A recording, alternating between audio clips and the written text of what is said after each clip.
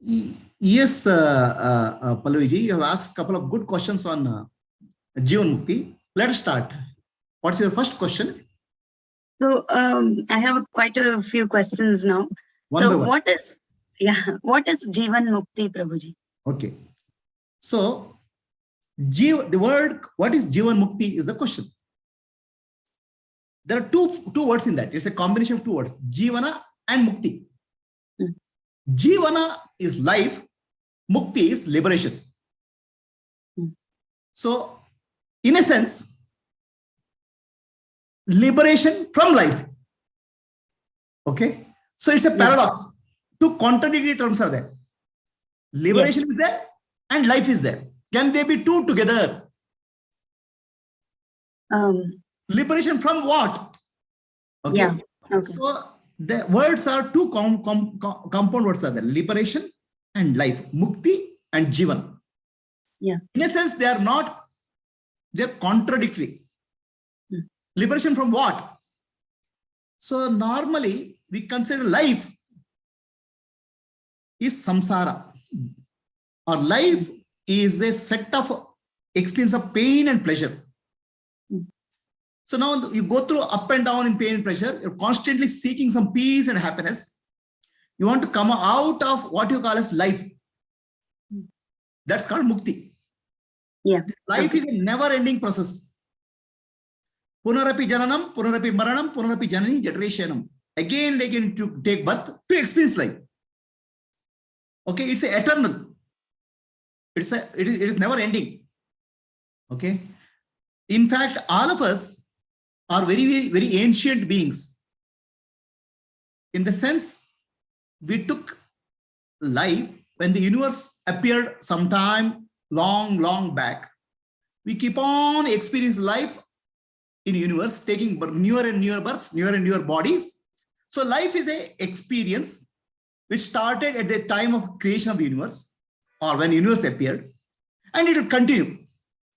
Okay. So now, when you say life, we have to understand the word life is jivana, the life. We have to understand the meaning of jivana, life. Okay. So can you think of some meaning for life? What is life means? So life means a set of experiences life. If there's no experience, there's no life. Okay. Yes. So there's no experience, no life. There's experience, there's life. Somebody is in coma. Okay. He is not able to experience anything. Practically, he is dead. Alive. Alive, okay. Practically. Dead. Yeah. So when we say life, always we speak of experience as life. No experience, no life, practically. Okay. Yeah. And when you want to experience something, it's very important that experience will have to be temporary. There's no permanent experience possible. Then only experience possible. If let's say there is next 1 million where one experiences, then you won't call it as experience. You'll call it as boredom. Yes. Yes. Yes. So yes. Experience means variety. Yes. Experience means change. Yes. So that is the definition of life. Life means change. Life means variety. Otherwise, there's nothing. So and it is continuous as well. It will continue forever. Okay. Correct. So this is the meaning of jivana. Okay. Right? Yeah. So now, the life has a general direction of anybody's life. In life, you're constantly seeking happiness. Okay. And constantly avoiding suffering. That's the general direction of life. I want happiness and I don't want suffering. This is the general direction of life. Correct? Then it's a contradiction. Life means change. Life means variety. But you want a uniformity. I want permanent happiness. I want a permanent happiness. And I want permanent avoiding suffering. So in a sense, what you're asking for is the opposite of life. Contradiction. Right? Are you asking for death is the question. Death means there's no death. Death means no life.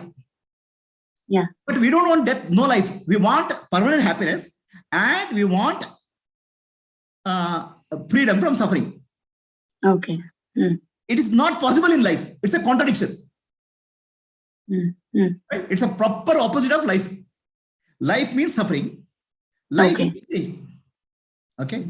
So change means what? We'll have to understand the meaning of change. Change means a variety or contrast. For example, if I am happy, so to experience happiness, I need unhappiness also. Yes. Without unhappiness, I don't need understand happiness. Yeah. Right? Yeah. The happiness and unhappiness should coexist. Experience means two opposites coexisting is called experience. That's correct. Yes. Okay, but we really don't want that opposite. We want only happiness. It's not possible in life. Correct? Yeah.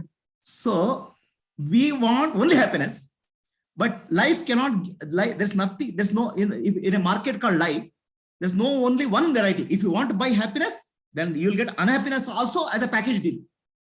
Yeah. But we don't want that. Right? Constantly we are looking for avoiding unhappiness and happiness. But life will offer you always two. Okay. So for example, I'm happy if I get a job. That happiness is not permanent. The moment I get a job offer, I understand that my friend is getting a better offer, better salary. I become unhappy. Yeah. So the happiness which we experience in life is an interval into unhappiness. Yeah. Correct? Yeah. But our mind doesn't accept that. Mind says, I want only happiness. Yeah. Okay. So it is constantly looking for something permanent. It is not there in life. It's not offered in a market called life. Okay. Yeah. Understand? But still we are not satisfied. We want that. So looking for that permanent happiness, something permanent in life is called Mukti. So there's a Jivan Mukti. That's why they're in a quite opposite. Jivana means life. Life means experience. Experience means variety. Experience means change. And change will have always a contradiction. Good and bad, happiness and unhappiness, joy and suffering. It comes always as a package deal. Human mind always wants to reject the package deal. He wants only one thing, which is not possible in life. But still we seek for that. That seeking is called seeking liberation or mukti. So now, what is the point? If I don't have life, but I have mukti, then what I'm seeking in life, I don't get. Can I have two in one package? I want to have life, but I want to have mukti also, permanent thing in life also. Is it possible? It's a quite contradictory. You cannot have permanent thing in life at all. It's only changing. It's only temporary. But now I want something permanent. I want in life. I don't want that. If I don't have life, there's no question of who is asking it. Right? So if you are able to recognize or get something called eternal happiness, eternal feeling of satisfaction, peace, happiness in a temporary life, while you are alive. Okay, that's called Jivanmukta. So both combinations have to happen. The contradictory. Something should be eternal, something should be eternal, and something should be give you satisfaction of eternal peace, eternal happiness. But you should be alive when you should be alive to experience it. After you are dead, it doesn't matter. Right? So this is called Jivanmukti. Two opposites. One is permanent and eternal, and there's temporary and changing. They can happen simultaneously, and that is the privilege of a human being. Human being only can experience that. Human being only can get that. Okay. Because mukti or liberation is not something which you can get. What you get also belongs to life. What you get will get lost. That's the nature of life. It's always opposites come together. It's like two faces of a coin, dualism. The coin has head and tail. You cannot separate head and tail.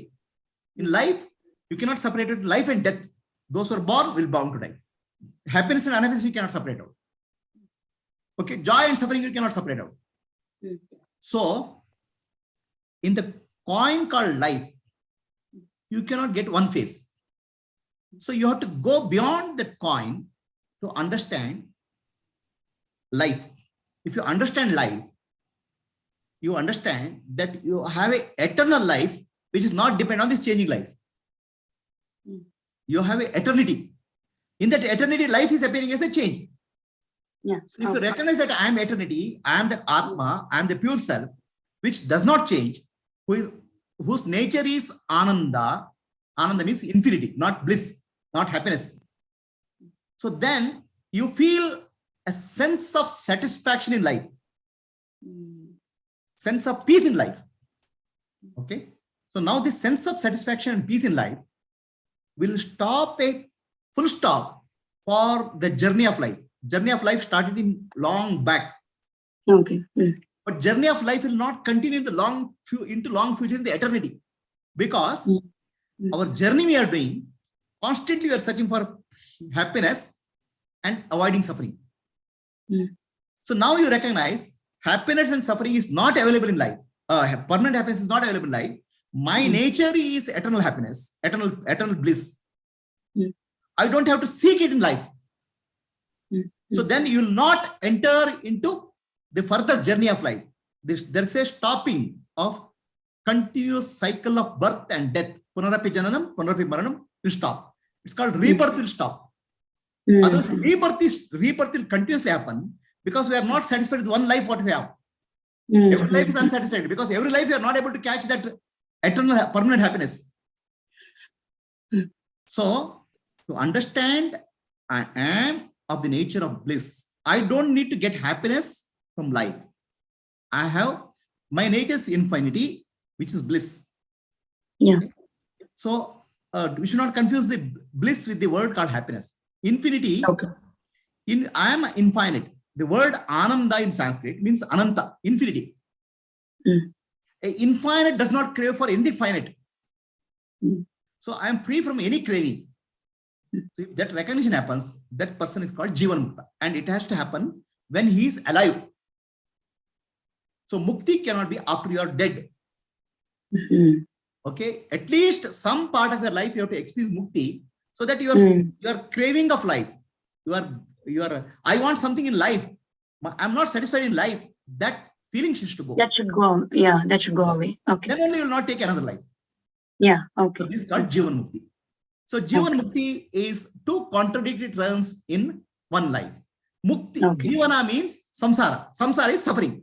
Mukti means liberation, freedom. Jivana means bondage of cycle of birth and death. So one word which is contradictory is put in the word called Jivan Mukti. Okay. Thank you. Yeah. Okay. Thank you, Prabhuji. Very clearly explained. So now the next question will be, who is a Jeevan Mukta? So the person who has gone through the Jeevan Mukti can be called as a Jeevan Mukta. Okay. Is it correct? So your question is, who is a Jivan Mukta? A person who has gone through Mukti is called Jivan Mukta. Okay. See, in English, there's a beautiful word. Human being. It's again a compound of two words. A human, when you say human, it consists of a body, right? If it is not human body, it's an animal body, but some body is called human. And a being is word used. So there is something in human which exists, being. So the being is called consciousness. So a consciousness plus body is called human being. Right? In that, the human part is purely material, matter. It is made up of 5 elements. It's a chemical compound. Our body is calcium, potassium, all those chemical compounds. That's nothing more. Right? So when a person dies, we say he has passed away.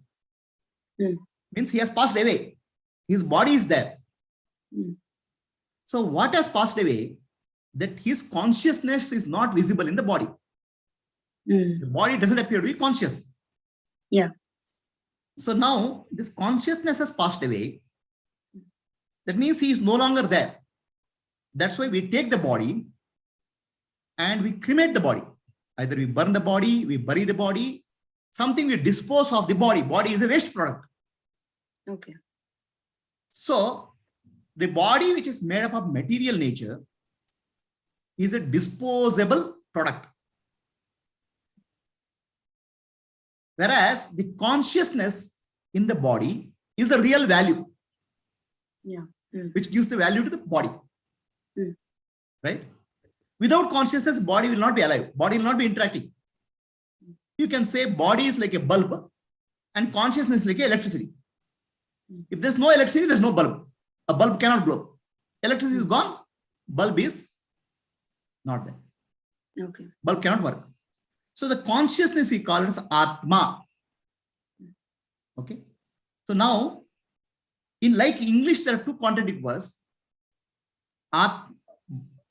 Being, human being is consciousness, human is material, matter. In Sanskrit, there's a contradictory word. Jivatma. We call them as a Jivatma. Jiva means a individual, ego, which takes the form of the individual, ego. Atma means the self or consciousness, being part.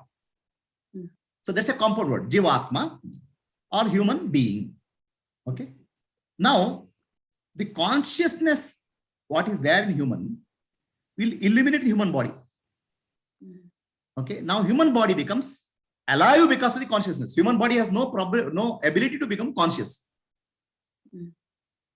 Human body becomes animated by consciousness. Okay. This animated consciousness called reflected consciousness or Chidabhasa. Okay. Reflected consciousness makes our body alive. It's not a property of body. Body becomes a consciousness is induced in the body. Chidabhasa. So it is like a magnet can, if you bring a magnet near another iron piece also will become magnet. Yes. Induced iron piece has no ability to become magnet. It becomes induced. Yes. A ball of iron, if you keep it in fire, the bar of iron also glows like heat. It acquires the property. Yes. So that acquisition of the property is called Chidabhasa or reflected consciousness. Okay. Correct? So we are a consciousness and the matter is there. The matter gets animated by Chidabhasa or reflected consciousness. Is this clear? Yes. Now, the beauty here is the consciousness and matter are totally opposite of each other. They cannot have anything common. The matter is inert, consciousness, knowing ability, knowing principle. They have nothing in common. They cannot be in common. Okay. It is like oil and water. Okay. Oil and water will never be able to mix. Yeah. Right? But in the human body, they appear to be mixed up. A mixing up happens in the human body. Okay. Correct? Two opposites can never mix up. It's like heat and cold cannot coexist together. Yeah. Light and darkness cannot coexist together. Yeah. The consciousness and matter are totally opposite things. They appear to be coexisting in human body simultaneously. We can't separate them out. I'm alive. Okay, when I say I'm alive, I'm conscious. The body is matter, matter becomes conscious. It's like an iron piece becomes magnetized or an iron ball appears glowing when the heat is there. Okay. Clear? Yeah. Heat is not a property of iron ball. Heat is a property of fire. But iron ball acquires it, like our body acquires it. So the body to acquire consciousness, something called mind is required. Without mind, the body cannot be conscious. Okay. Mind also belongs to category of matter only. Mind is also matter only. Okay. Okay. Mind is also fine matter. Okay. That's why our brain we call as gray matter. Yeah. Okay. Right? Mind is also matter only, fine matter. Yeah. Hmm. So the fine matter is required to receive consciousness, reflect consciousness, and pass on the consciousness to gross matter called body. Hmm. Okay. Like the software going into the hardware through firmware. Something like that. Hmm. So now, this fine matter called mind, okay, is very subtle compared to body, gross. The gross body can be in one place. The fine matter can move around. It is very fine. Yeah. Okay. Okay. And fine matter is much more all-pervading than the body. Okay. Okay. So now fine matter gets animated by consciousness first. Then that will pass on the consciousness to body and make the body work. Okay. Right. So this fine matter which gets animated, it's called intellect, buddhi. It's a fine matter, buddhi, intellect. So buddhi gets a reflected consciousness first. So the buddhi getting reflected consciousness first, together they become one entity. You cannot separate out. Okay. Like mirror, you cannot separate it from reflection. Mirror, reflection in the mirror, you cannot separate it because one entity. That one entity is called Jiva. Okay. So that one entity called Jiva travels from one body to other body. It is the traveler. Okay. When the Jiva travels from one body to other body, the body which is there, which is made of gross matter, dies. We call it a death. The consciousness cannot be passed on to the body. Okay. But don't be under the assumption that consciousness is not there. Consciousness is there, all pervading. Is there in the body also. Okay. Okay. But reflection cannot happen. Reflected consciousness cannot happen. Reflecting surface is gone. Okay. The mind is the fine reflecting surface. Mind or intellect is the fine reflecting surface. Okay. Okay. So the mind or intellect with the reflection together is called Jiva, because mind becomes conscious. The matter becomes conscious. The moment it becomes conscious, it feels I exist first. Then it looks at the body and identifies the body. Body is also conscious. So it will identify the consciousness of the body. It will identify the reflection, another reflection. It says, I am the body. So the I am the body, I exist is a thought. The thought is called mind. Okay. Okay. So I exist, I am the body is called ego or ahankara. Okay. So now this ego or ahankara will have a lot of concepts. These concepts is concepts of past or future, thoughts will arise, further thoughts will arise. The further thoughts will arise, and these thoughts is what we call as life. If I see a pot is a thought. So this thought happens in the mind. So life is nothing but a series of thoughts in that sense. Okay. So now this reflecting surface and the consciousness, reflected consciousness, they become one entity, very close-knit entity. You cannot separate them out. And this person has no clue that they say there are two entities. He thinks I am the body, I am Jiva. So this this illusion of two separate entities coming together and becoming one, appear to be one entity, will continue forever, because we will never have a clue that it is two separate entities are there. And this entity is illusionary because that's not real. Two opposites cannot exist together. So this illusion entity is called Chit Jada Granthi. Chit means consciousness, Jada means matter. Chit and Jada are joined together. And that is called Jiva. And this Jiva identifies with the thought called I am the body, and it's called ego. Now ego and Jiva I cannot separate out, because Jiva thinks I am the body. So now that's why many times when you use the word Jiva, we'll use the ego also as a Jiva. We call Chidabhasa also Jiva, because these things, these entities are fused together. Confused together, rather, instead of say fused, confused together. Okay. Hmm. Right? They're not physically fused because they cannot be fused. They have different properties. So confusion fuses this. And this confusion will continue forever until the confusion is resolved very clearly. Right? And this confusion resolution very clearly has to be done logically, not physically. Logically, with clarity, you have to do. And the logical clarity is called viveka or discrimination. And vairagya means not identifying with what I am not. Okay. So one who identifies is the conscious entity. Who is the conscious entity here? Chidabhasa. Chidabhasa is the conscious entity. The conscious entity is confused and identifies the body. Okay. So now what is the confusion of the conscious entity? The conscious entity cannot exist without the actual consciousness. Original consciousness. Reflected consciousness cannot exist without original consciousness. So now the consciousness we have to take as one entity. The reflected consciousness, original consciousness together is one entity. That's the conscious entity. Now that conscious entity is one who says I. The matter cannot say I exist. Yeah. The conscious entity has to say I exist. Now conscious entity consists of what? Chidabhasa and consciousness. Original consciousness, reflected and consciousness together is a conscious entity. But reflected consciousness does not know original consciousness. It cannot know original consciousness.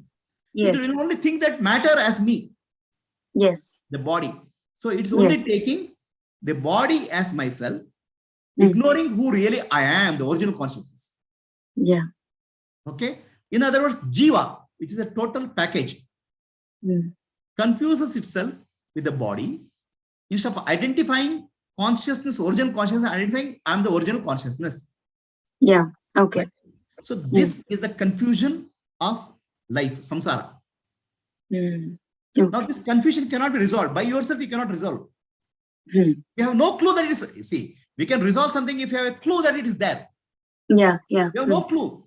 There's no way we can understand this. So that's why systematic teaching is required to make you understand. That systematic teaching is called Vedanta.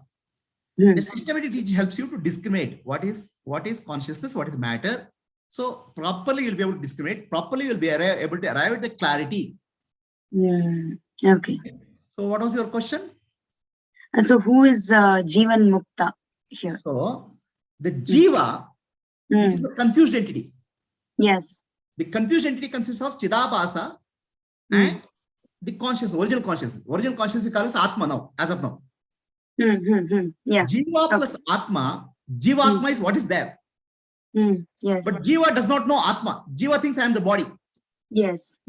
So the one who thinks I am the body is called Samsari Jiva. Now, Jiva, we are calling a Jiva has two entities, Buddhi and Chidabhasa. It's a mixed up. Now, Chidabhasa part of the Buddhi, Chidabhasa part of Jiva is consciousness. Right? So the conscious entity which Chidabhasa saying I am body, then it becomes samsari. The conscious part of Chidabhasa, conscious part of this whole thing, understands that, oh, I am the Sakshi, I am the original light is reflected here. I am that light. That understanding with clarity, I am the Atma.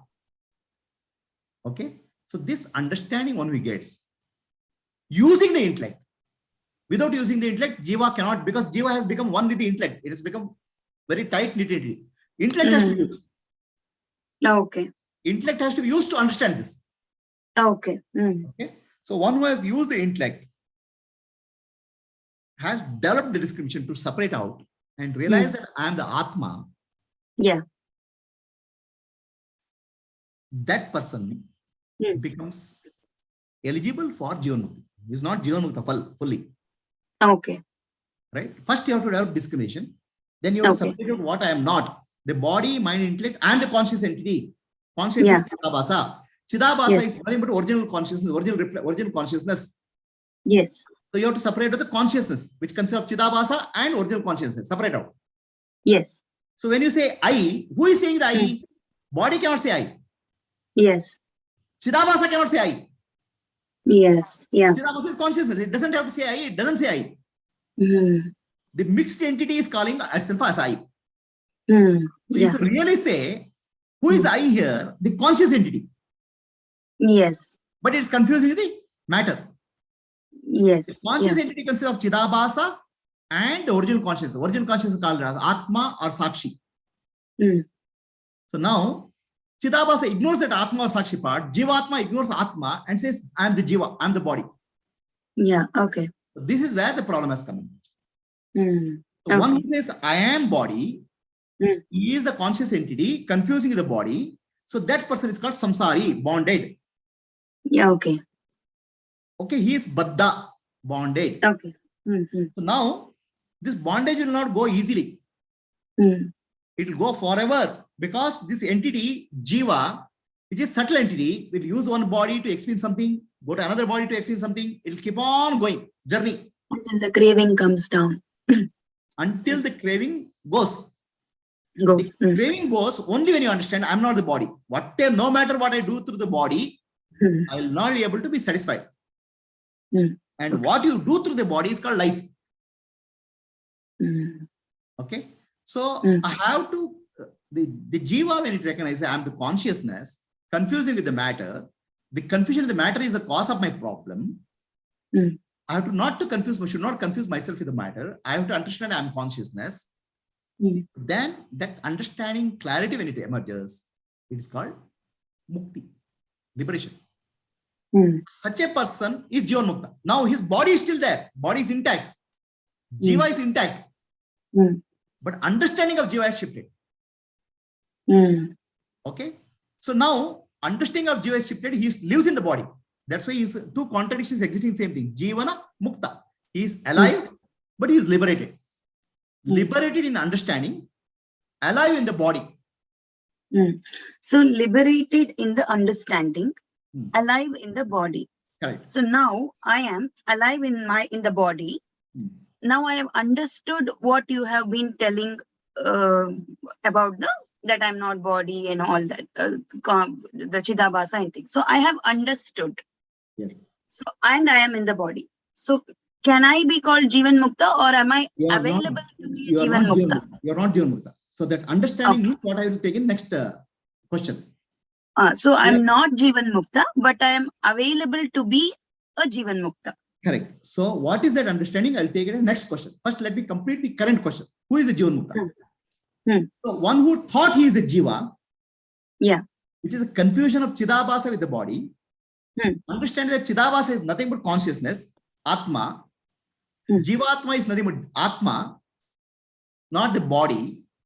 Yes. And he leaves that joy, that peace with the body alive is called Jivanmukta. He is now peaceful. He is not restless now. He is not looking for any happiness. He is not searching for suffering or happiness, happiness in life. His journey of life is ended.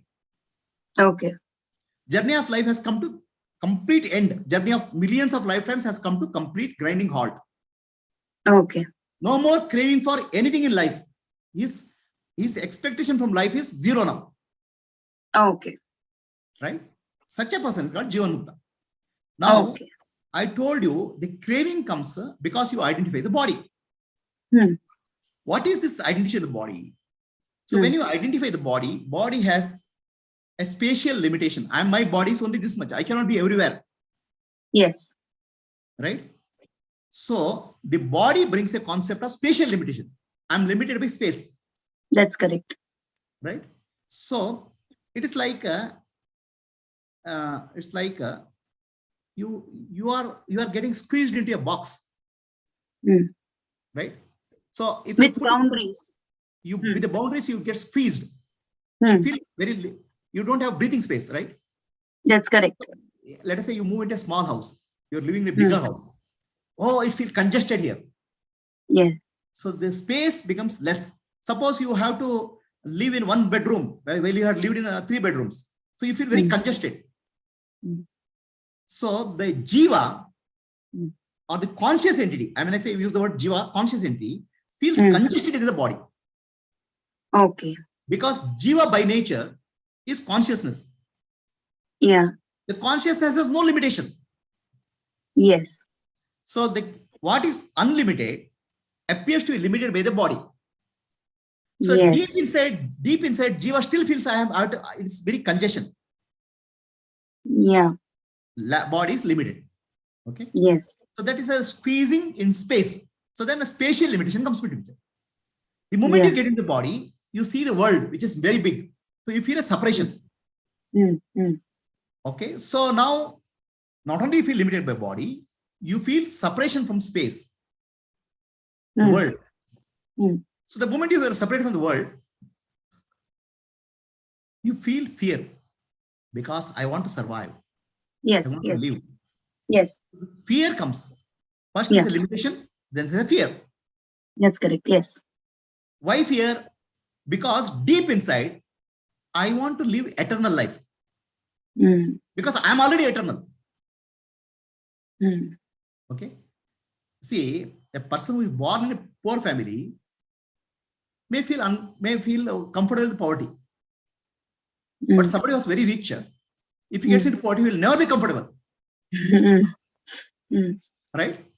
So we are never comfortable with our life. Because our life is eternal life. Our life is infinity. We are never somehow get accustomed to feeling that our limitedness. Yeah. So all your life, you want to become unlimited. Yes. What you do for unlimited?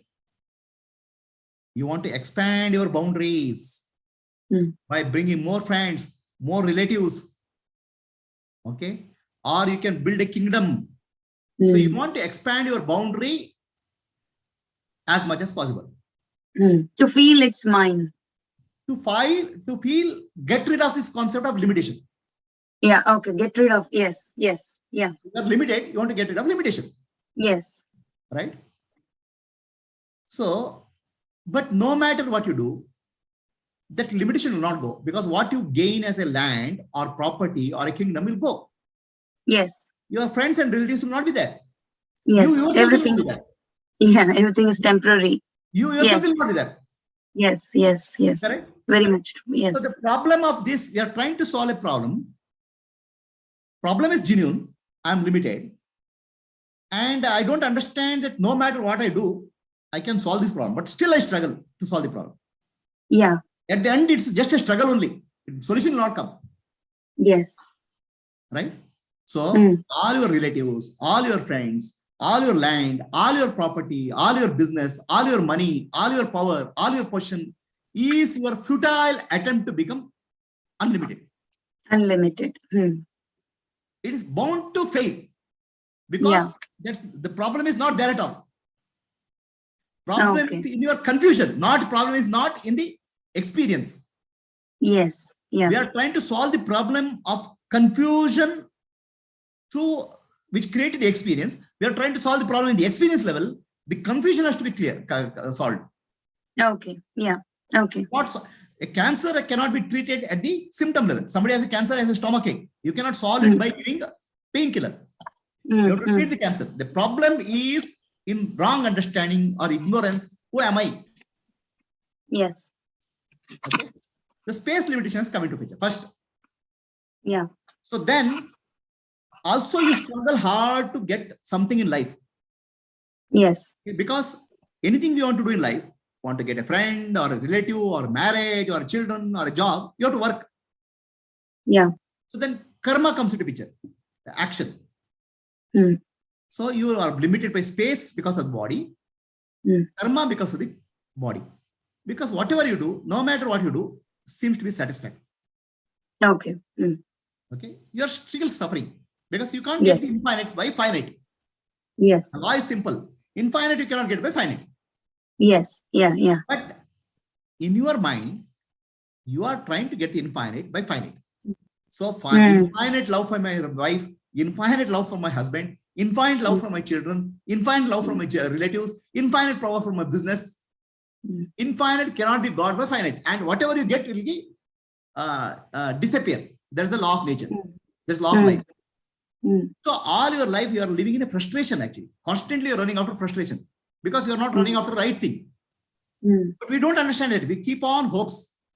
Hope after hope. Something will be better tomorrow. So that's a beautiful song in Hindi. Honge kamyab ek din, hum honge, kaam, one day I'll succeed. So that one day will never come, you don't understand. Understand? So this is the problem of limitation of body. Correct? Yes. Now, the limitation of body is not real. It's only confusion of limitation of the body. Yes. Okay. Yes. We should solve it in the confusion level. It is solved in the confusion level. There's confusion of limitation of body. Body is not limited. I'm not limited by body. I'm confused and I feel limited by body. How this confusion comes? Okay. You have seen any of these 3D or 4D movies? 4D, 5D movies you have seen? Yeah. 4D, 5D movies, then we put a glasses for you. Then you sit in a chair. Yeah. Then suddenly movie starts. Suddenly you're feeling as you're top of the mountain. Suddenly you start feeling you drop. Yeah. Okay, your heartbeat will increase, everything will increase, but nothing has happened to you. You're sitting there only. Yes. Yeah. Your goggles, your chair is simulating that experience to you. That's correct. Yeah. Nothing else real has happened. Yeah.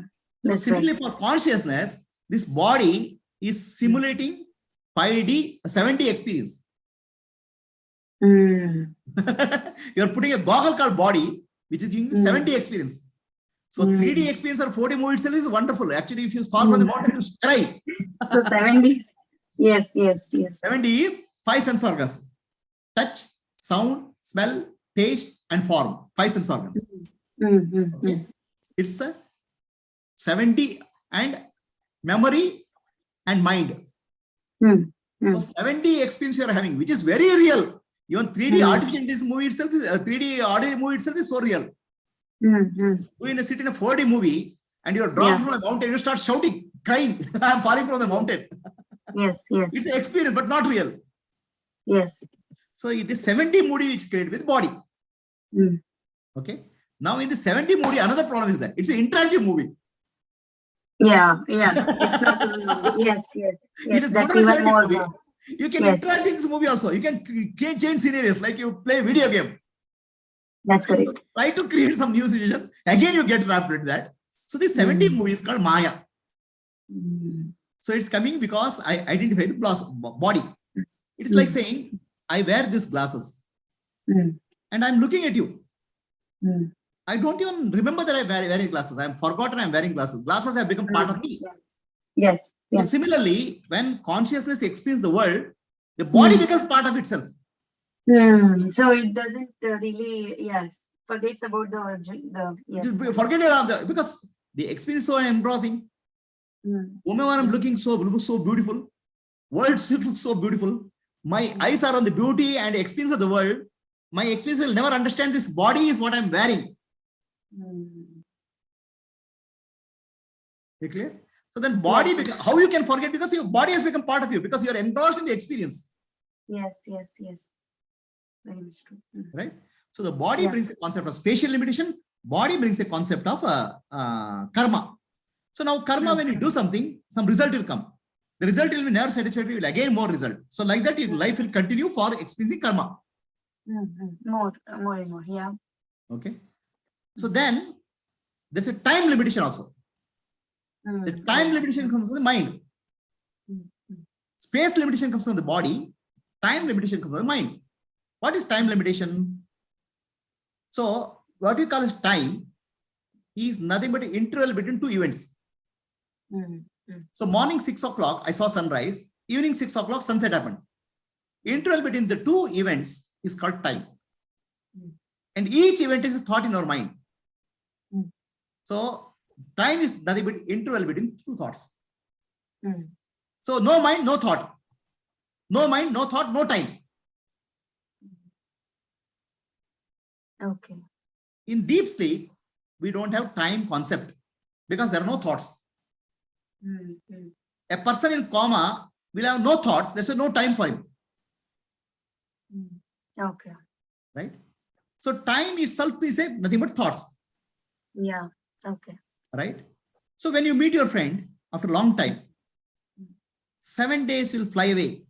Yeah. Because your time, your thoughts are less. You're in joy. Yes. Okay. So the time itself is psychological.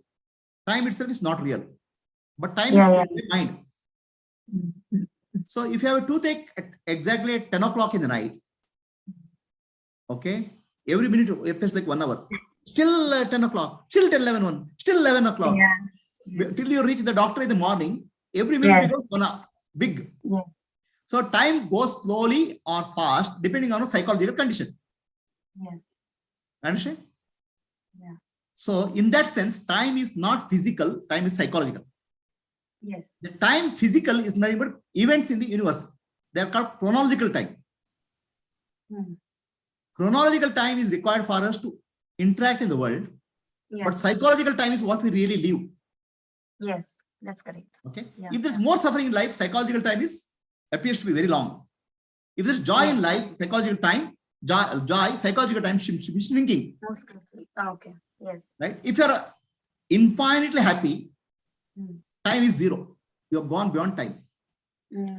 Okay. Okay. So I am always seeking happiness because I want to go beyond time. Because what happens when you are happy, the thoughts will reduce. Yes. When thoughts reduces, the mind is calm. Yes. In that calm state of mind, the reflection of the self, Atma, in the mind will be more. And that reflection is what you call as happiness. Now, for a moment, you feel boundaryless. The boundaries have disappeared. So time has disappeared because thoughts have disappeared. The moment again thought comes, again you are stuck. Understand? So space limitation of body, time limitation of the mind. Now, deep inside, we want everything eternal because we are eternal beings. Yes, yes. Okay. We want eternal. Okay. We want eternal happiness. Okay. And we want to have the body for eternity. We want to experience life as much as possible. Yeah. Right? So that's why as you become old, you will have your glasses. You'll try to put a contact lens. Teeth will go. You'll put teeth. Somehow you want to prolong life because you want to get best out of body. Next body, when it will come, I don't know. Which body, I don't know. So get maximum out of this body. Somewhere deep inside, you know that that's not possible. Then you say, I should have a child. At least a copy of me should survive. So I try to survive through the child. I survive through a name. Oh, my name should know. The name should be, my name should be there for eternity. Right? So we try to survive through a child or a name or a fame. Somewhere we want to eternity. Yes. And eternity concept comes because of mind. Okay. The time. Yes. Right? And the mind itself will go through joy and sorrow. Happiness and unhappiness. So when you identify the mind, you say, I am happy, I am unhappy. Whereas the being or Atma, the consciousness, is eternal being. It is infinity. The infinity cannot experience the finite. It is of the nature of Ananda Swarupa, means infinity. The happiness or unhappiness is finite. So you are confusing the infinite with the finite. So and you want to get rid of that. And your experience, all experience is to get out of this suffering of happiness and unhappiness. Constantly you are looking for a solution which doesn't exist. Okay. So now the confused entity called Jiva, who has forgotten I am the body, I am the mind, has become Karta and Bhokta. Karta means doer and enjoyer. Yes. Doer has a karma, enjoyer has a suffering because of joy and sorrow. Now, who has taken this position? The knower. The intellect has taken this position. Knower is eliminated first. Knower has become conscious, Jiva. Knower is the intellect. The knower takes the position of Karta, knower takes the position of Bhokta. Knower does not know I am consciousness, which is free from Kartatva, Bhoktatva. So all knowledge is for this knower called Jiva. Yeah. Okay. So that's why liberation can happen in the clarity which has arrived in the knowledge. Yeah. Okay. It's not a mystical thing. If it's a mystical, liberation is not possible. It's not easy for anybody. Yeah. Yeah. Okay. Yes. It's not magical. Yes. It is a clarity for the person who is confused. The intellect is confusing himself as a person because he identifies with the body. Yes. So the intellect which is confused with personality has to realize I'm not a person. Person is an illusion. I am really consciousness. I am, when I say I'm real conscious, Chidabhasa is consciousness. Consciousness, Chidabhasa is consciousness. The conscious part of me is Atma, which is infinite and free. So one who has this clarity and who has a life, he lives life blissfully with peace because his craving inside in the life has come down. Such a person is called Jivan. Okay. Are we clear? Yes, very clear, Prabhuji. Thank you. So now your question is, what is the meaning of understanding? Now already I have read so many Upanishads. I listened to so many Prabhuji's talks. Already I know I'm Atma. Am I liberated or not is your question. My question is, now I see that now you explained the Jivan Mukta. So there are people who are called Jivan Mukta. Can we call them Gnani as well? Can I interchange the terms? Is it okay to know? See, the word Gnani. So your question is, Gnani can be called by Jivan Mukta. Or Jivan Mukta can be called as Gnani. Yes. Yeah. So they are not interchangeable. Okay. Okay. A Jivan Mukta is a Gnani. Okay. Okay, Gnani only can become Jivan Mukta. But all Gnanis are not Jivan Muktas. Okay. Understand? So when you use the word called Gnana, yes, the word called Gnana, the knowledge in Sanskrit has a very clear definition of knowledge. Okay. When you say Gnana, there are two types of Gnana. Vijnana and Gnana. Okay.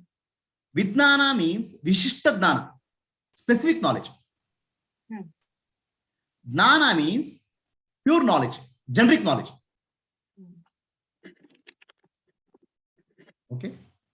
So when you say I know something, that is a specific knowledge.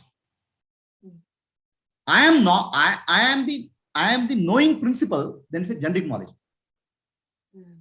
There's a generic knowledge and specific knowledge. This distinction should be very clear. Yes. So Vijnana or specific knowledge is a thought. Yes. So for example, this is a pot. Is a pot thought. This is Vijnana. It's a Gnana, but Vishishta Gnana, specific knowledge. I call it objective knowledge. This is a mobile, is a thought. Objective knowledge. So there's an objective knowledge and there's a subjective knowledge, there's a pure knowledge. The subjective knowledge and objective knowledge, both are Vijnana.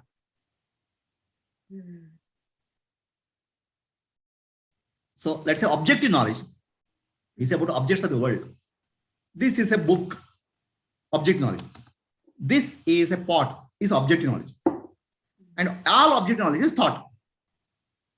Yes. Understand? So yes. All objective knowledge is thought. Now there is subjective knowledge also. What is subjective knowledge? My toothache is there. Toothache is not, I cannot see it. I can experience it. I have toothache. I have a lot of thoughts. Okay, my eye is paining. This is subject knowledge. It's also a thought. Something subtle? No, something related to me. I cannot see it, but I can experience it. Okay. I love that person. Love, you cannot see it. It can be experienced. So the love is also a thought. Finally, everything converts to thought. Thought is called Vishishta Gnana or Vijnana. A specific knowledge. Right? And thought by definition is a specific knowledge. It's always finite. Yes. Any thought is related to only three things: name, form, and function. For example, this is a pot. This is a pot thought. Pot has a form, pot has a name, pot has a function of bringing water. Yes. A thought is always about a limited object. Thought cannot be about infinity. Yes, that's correct. Yeah. So that is the specific knowledge, which is the Vijnana. Specific knowledge or Vijnana is object knowledge. When I say object, body is also object knowledge. Body, subject and object knowledge is called Jnana, Vijnana. Oh, yeah, okay. I am unhappy, Vijnana. I am suffering is Vijnana. Okay. So, but always there's in the background, there's a generic knowledge. There's awareness that I am unhappy. I am aware that I am unhappy. Right? I am suffering. I am aware that I am suffering. This is a pot. I am aware that this is a pot. That I am aware is generic knowledge. It's a background knowledge. Yeah. Our any experience consists of a foreground knowledge, which is specific, Vijnana, and a background knowledge called awareness. Correct? So that awareness, which is a background knowledge or knowing, is called Jnana in Sanskrit. Okay. Yes. Right? We use in English, we don't have very specific separation. Yeah. Okay. So when I say object knowledge in English, then you'll confuse only object of the world. Object knowledge includes a subject knowledge also. Subject and object knowledge, which is Vishishtata. Okay. There is awareness which eliminates all. So I am happy. Background, I am aware that I am happy. So background says I am aware that I am happy, thought is there. Yeah. So then another moment you say I am unhappy. I am aware that I am unhappy. That awareness never changes. Right? So that is called generic knowledge or called Jnana. Okay. Right? Yeah. Understand? Vijnana and Jnana. Generic and specific. Are we clear? So now that time, sorry. Yeah. Wait. I'll tell you. You have to define first probably. Question. Yeah. So generic knowledge is called Jnana. Specific knowledge is called Vijnana. Okay. So now, this generic knowledge or specific knowledge, we always think that it's objects of the world. It's about worldly knowledge we think. What we don't understand, this awareness doesn't belong to the world. World is in awareness.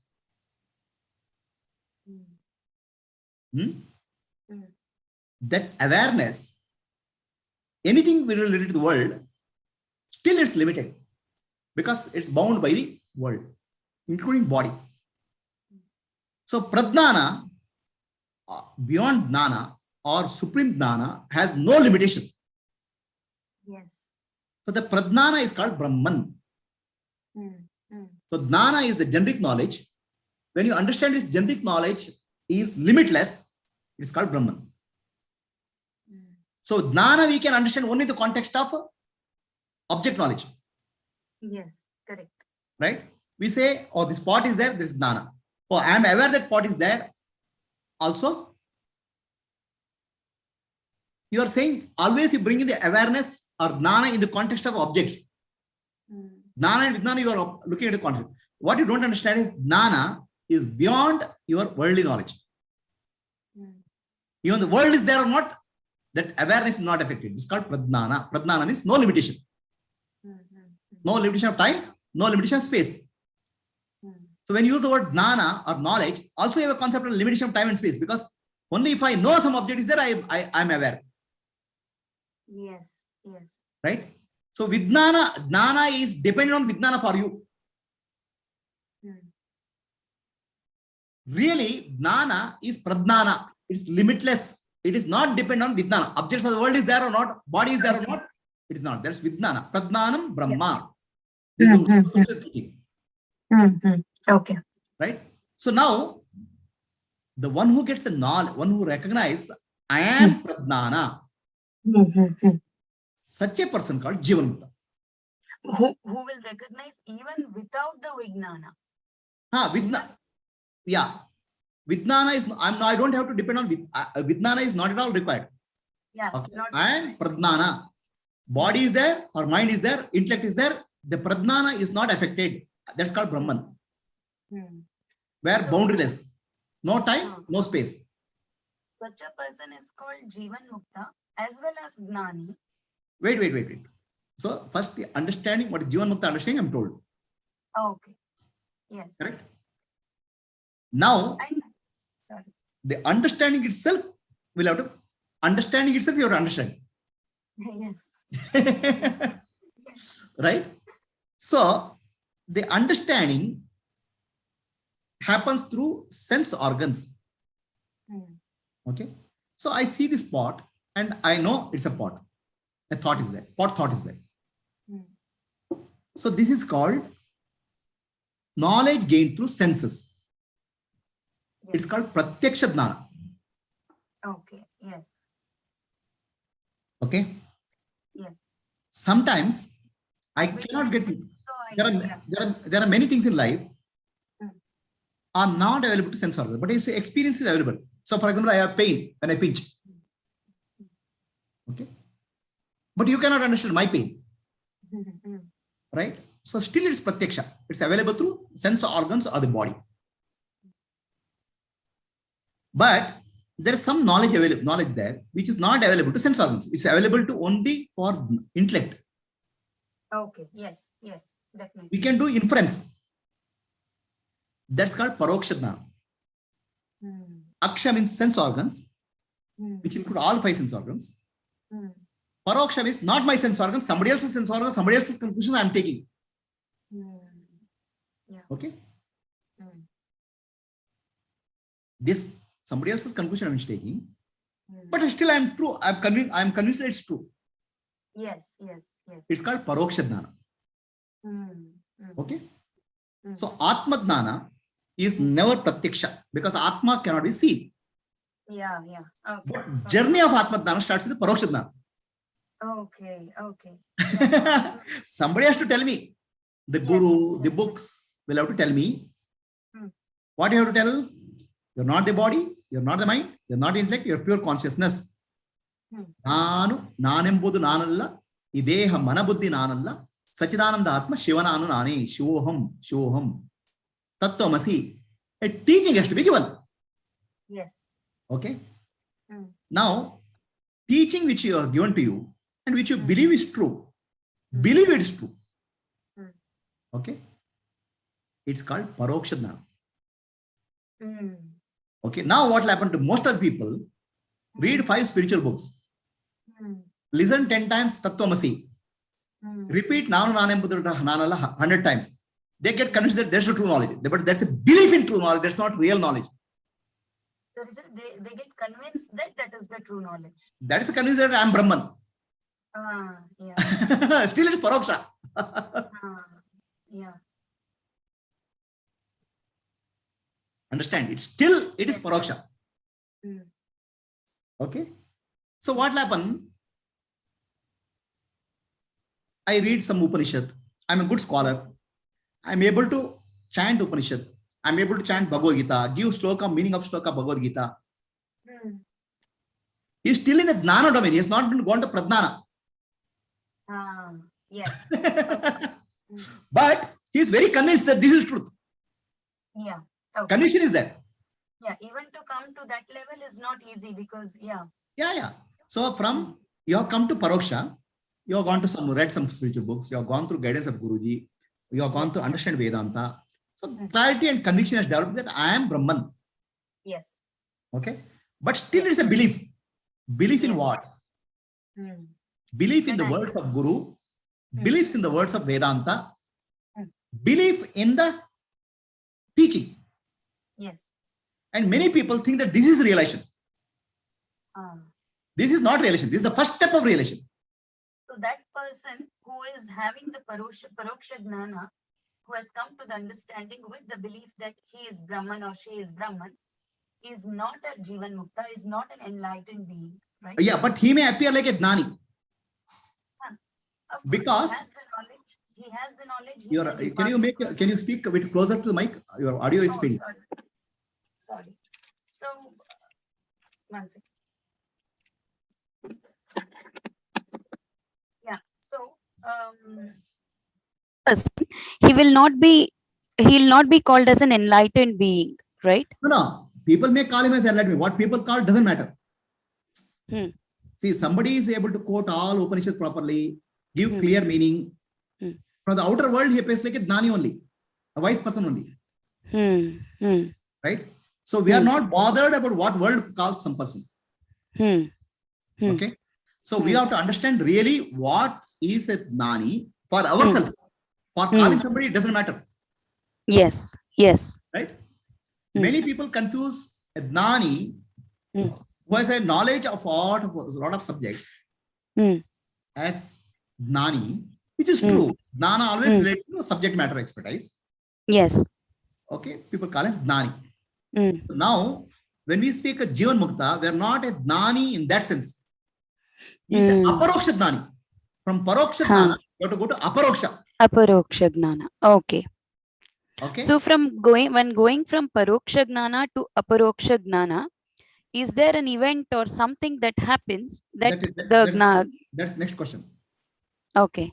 First question, you have to understand. Yes. What is the meaning of Gnana? You will ask the question. Yes, that's correct. Gnana I have split into three. Yes. Okay, right. Vidnana, Gnana, Pradnana. Okay. Then Gnana I have said always knowledge of some subject. So there can be Gnanis. There can be people who speak Upanishad, Bhagavad Gita, or teaching of Vedanta. They can speak so logically, so clearly. People call them Gnanis.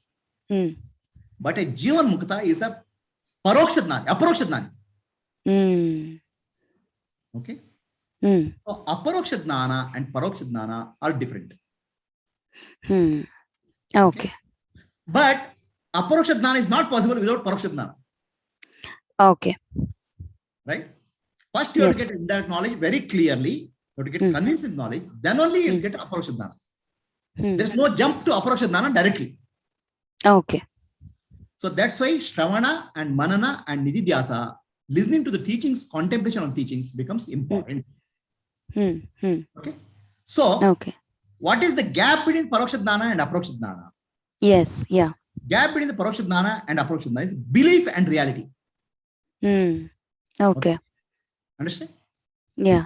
So belief and reality. What is belief? Belief is something I believe is true. Okay. And I don't question it. I accept it. Okay. For example, let me ask a question. Do you believe in God? Yeah. Are you sure there is God? Yes. So belief is second-hand knowledge. Yeah. Okay. How many people told about belief in God? I believe in God. If I don't believe in God, some trouble will come to me. So I'll start believing. Okay. Understand? A knowledge which comes from second, because it's a paroksha, not your own sense organs. Somebody is telling you and you believe it. So belief means incomplete knowledge means belief.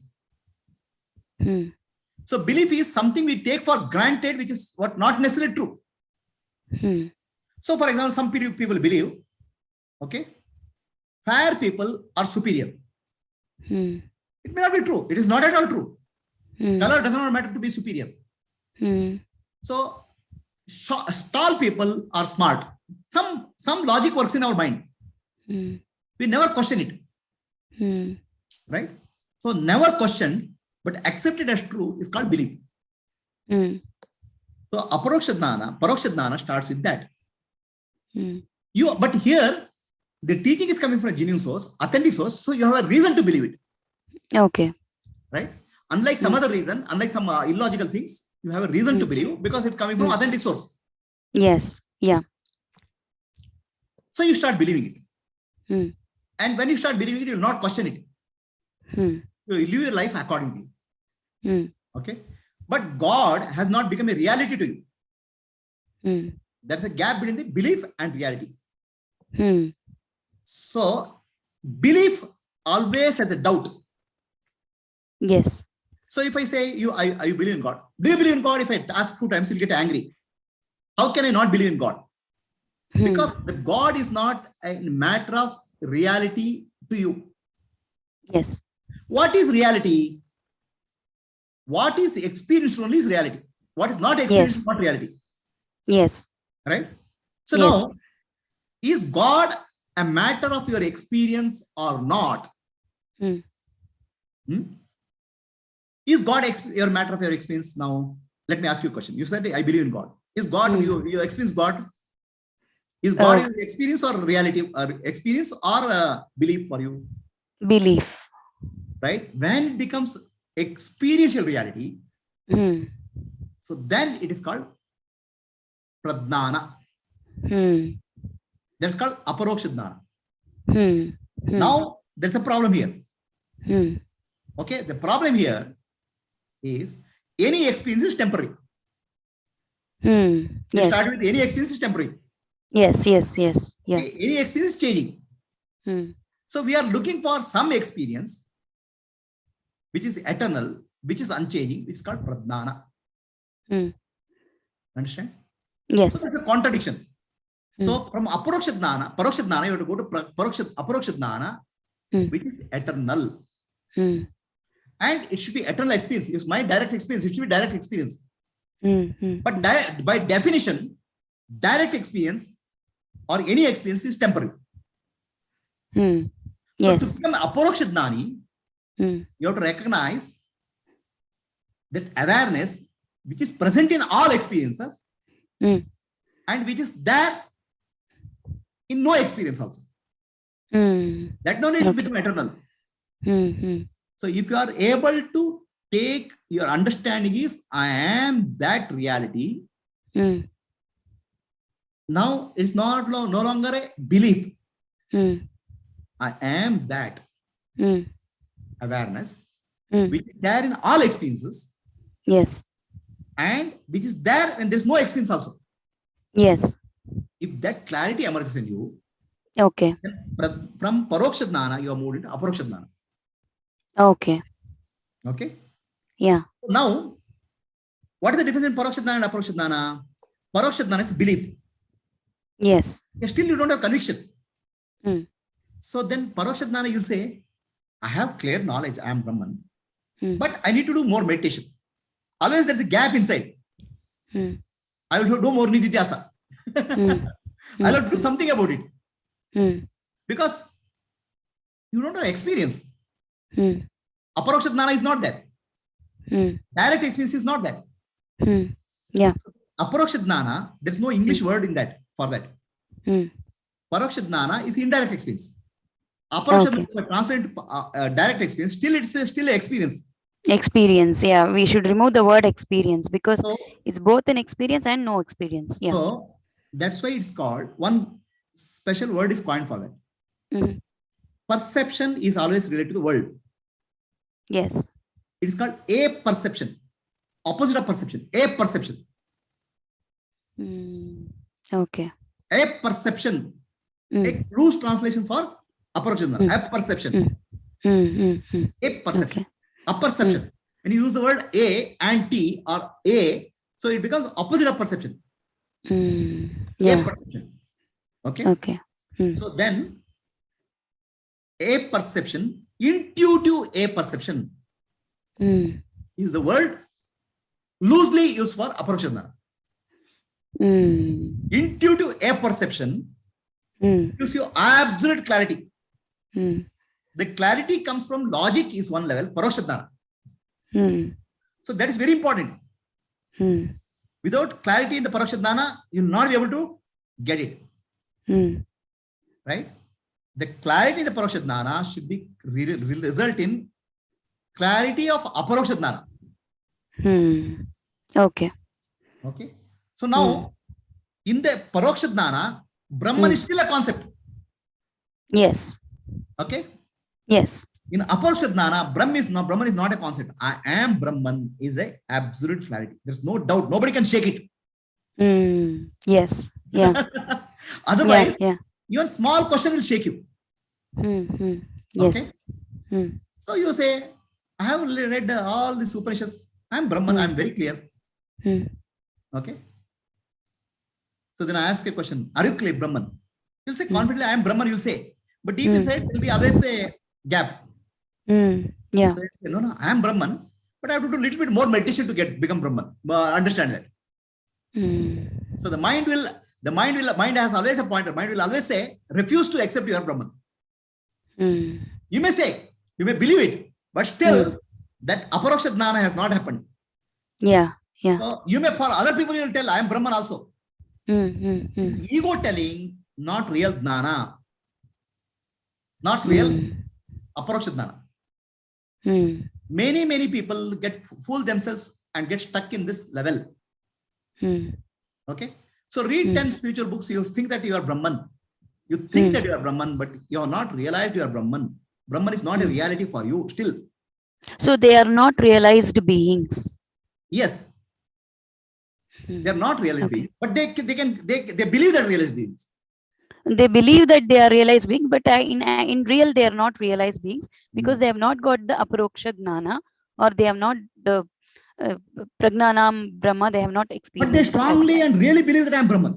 Yeah. Because It's of the not, knowledge that they have gained. It is not our job to give them knowledge. Okay. It is not our job to say that you are really you are realized or not. There's nobody to comment on that. It's their conviction. Correct. Yes. Correct? If they are claiming or proclaiming that, it's their yes, understanding is that much. Okay. Yeah. And there are many people of all the 100%, 100 seekers. 98 get eliminated there only. They'll not go next step. Yes. Because of the wrong belief. Belief gives a comfort, no? Yes. Huh? So can we say that the ego is giving the comfort that, okay, yes, I've reached certain level or something like that? Yes. Ego only gives the comfort. Who will give the comfort? See, belief gives us comfort. For example, I believe in God. Okay? It gives me comfortable. I pray to God, God will give you something. I'll never question if God is there or not. So when you are stuck with the belief gives you comfort. It's like a blind spot for you. You'll not go beyond that. Belief, you don't convert into reality. Yes. So the next major problem for any spiritual seeker, paroksha jnana is very important. Conviction is important. Clarity is important. Belief is important. But you have to drop the belief and go to reality. That's where you're stuck. You have to go beyond belief. So I see that obviously some spiritual seekers, because of their strong belief or strong understanding of this Atma Gnana, they are considering themselves, okay, I am Brahman. Okay, this is what is the final this thing, maybe something like that. But obviously there is a difference between such a seeker and a Jivanmukta. Right. So for a Jivanmukta, now this person is wrongly assuming that I'm Brahman, but the Jivanmukta is rightly knowing that he is Brahman. That is the difference between aparoksha jnana and paroksha jnana. Okay, so we'll come to that now. Next question will come to that. First, let me complete this question of difference. What is realization? Yes. Okay. Aparoksha jnana is realization. Yes. Okay, now this will not happen overnight. Sorry. Okay. Yes. It requires a lot of self-infection. Effort. Yeah, it is not effort. It requires constant search for truth. Okay. A scientist, when he gets a Nobel Prize, okay, it's a lot of hard work. Yes. But not physical hard work, mental. Yes. He's trying to eliminate so many things. Yes. In finally, he'll get a eureka. Yes. And in that eureka or aha moment, he's convinced that this is the truth. In that, every false assumption will fall. Okay, so search for self-realization is also like that. Okay, many people stop at read some books, understand I am Brahman, listen to something, I am Brahman, but that is a belief. They don't go beyond belief. Yeah. They don't go beyond thought. So belief is nothing but a subtle thought only. Yes. You have to go beyond thought. Okay? Yes. One who goes beyond that thought, now he is no longer believing. He knows. Okay. I'll tell you a story about belief. There was a famous Sufi who is known as God realized. When he goes through near one village, village people invite him. He's supposed to be a holy man.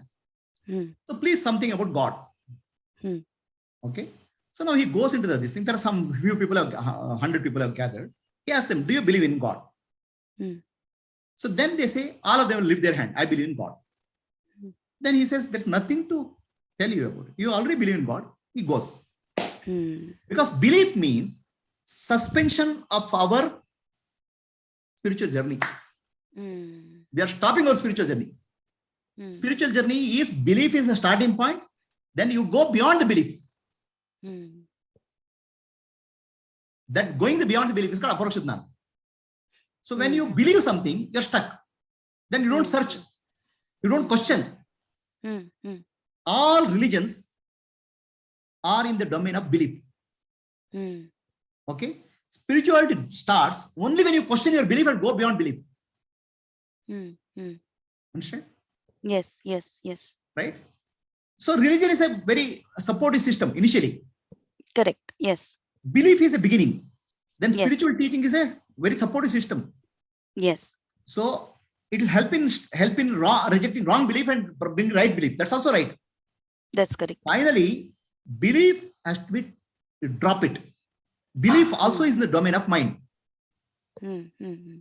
So you have to go to the reality, which is beyond belief. That is called aparokshadna. So now these people, all people, then people got frustrated. This guy didn't speak anything. So next day again they call him. Next day he again asks, do you believe in God? Nobody lifts their hand. So then you don't believe in God? I don't have anything to speak with you. He goes.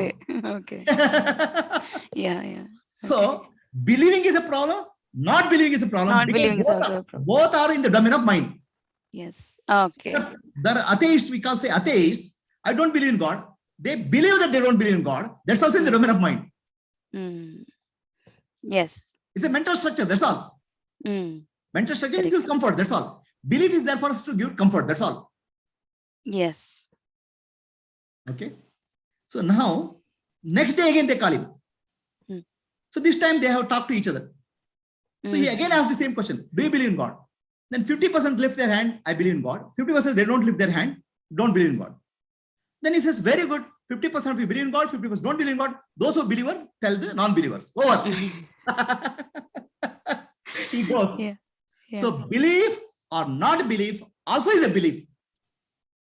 And all beliefs are nothing but taking something for granted, which I have not experienced myself. Okay. Right? But belief is a good point to start the journey. Okay. Right? All religions are in the domain of belief. Okay. Okay. Belief, then spirituality is not in the domain of belief. Spirituality is the domain of faith. Yes. So faith is one level higher than the belief. Okay. Faith is important. Faith is called Shraddha in Sanskrit. So there are three terms we confuse always. Trust, belief, and faith. There are three different things. Okay. So trust is given to you by nature. Prakriti. For example, when the child is born, okay, child will instinctively drink milk from the mother. It will not be afraid that I'll die. Yeah. There is a fear in the child also. Okay. Okay. So when you walk on the ground, walk on the earth, you are not afraid that your leg will, your earth will collapse. Yeah. So there is something existential we take as true. Nobody used to tell us. Yes. Existential truth is called trust. Yeah. That's why trust has a word common to truth. T-R-U-S-T. Okay. Yes. Trust comes from the truth. Yes. Existence. Okay. The spelling is same. T-R-U-S-T, T-R-U-T-H. Yes. Right? So trust comes to be birth. But belief comes from the society. Belief is what is taught to be a society. Belief is not yours. Belief is given to you. Okay. Right? By the society. Yeah. So trust is something you don't have to question it at all. It's there. Yeah. Right? Belief is what is there, and belief you will have always doubt because it's not your first hand knowledge. Correct. Yes. Right? So believing in God is also a problem. Not believing in God also. Both are beliefs only. Yes. Okay. And beliefs can be shaken because it's not your experience. Correct. So the spirituality is converting belief into faith. That's the first step. So what is the difference between belief and faith? Belief is based on certain assumptions. And we may pick up so many beliefs in our life. Yes. For example, a cat going on the street is unlucky. It's a belief. Yeah. We'll never question it. Yeah. The moment cat goes on the street, black cat goes, we'll go back. Mm-hmm. So many beliefs we put in our life. Mm-hmm. So now the trust or the faith, now belief has to be converted to faith. That's the spiritual journey. Yes, yes, yes. So everything is coming from unconscious belief system of the society. Mm. There is something higher than the unconscious belief system. Something is truth, which is not, the unconscious belief system will not take you further from the truth. The truth is spoken by scriptures, Vedanta. The truth is spoken by master. This truth will elevate me, uplift me. Mm. So this belief is called faith. Mm-hmm. The belief is given to you unconsciously. Faith is you cultivate consciously. Mm. How you cultivate consciously? So the spiritual teaching will have always doubts, questions, everything we have to clarify. All doubts are clarified. Yeah. So very important for part of spiritual teaching is clarification of doubt. Yes. So your mind will become doubt-free. Yes. Right now, when you ask the question, immediately I called for this discussion because yes. I want to clarify the doubt. Yes. Removing the doubt is a part of spiritual journey from belief to faith. Mm. So belief is unconscious. Faith is consciously you remove the doubt. Whatever doubt is possible. Okay. Mm. That's called Shraddha. Okay. Mm. Shraddha in Upanishad, Shraddha in Vedanta, Shraddha in Guru. These are three important things. Shravana, Manana, Nididhyasa is your spiritual journey. 6. Shraddha in the Guru, Shraddha in the scriptures, Shraddha in the Upanishads, Shraddha in the teaching. Faith. That's called faith. Now it's no longer belief. Belief is unconscious. Belief is given to you. Faith is consciously you are developing by removing all doubts. Yes, definitely. Yeah. Right? So in the faith becomes very deep. The teaching of Upanishad is true. I am Brahman is true. So now you have reached the Aparoksha Jnana peak. Aparoksha Jnana. So then Aparoksha Jnana means I am that Brahman, the clarity, absolute clarity. There's no confusion. That's called Aparoksha Jnana. So from the faith, which is on the trying to be on the peak of the Paroksha Jnana, when it becomes Aparoksha Jnana, is it considered as an event which Jivan Mukta would have? We can't use the term experience, but so what is the experience of enlightenment or liberation is the question. Yes. Is it an event? Yes. Right? So this much is clear now. This whole process. Yes, very clear. Yes, very clear. So now I'll ask the question: is enlightenment or liberation as an event? Okay. So here you have to understand the mukti or liberation is not something which you can gain. Because what you gain, you lose. The gain and loss are in the domain of life. Yes. So mukti or liberation is not at all a gain in that sense. So it's not say you can never say I became mukta on such and such a date. Right? You can only say I recognize that I have been mukta all the time on such and such a date. Sorry, repeat the sentence, please. So you cannot say I got liberated. Yes. On full moon day, Purnima day.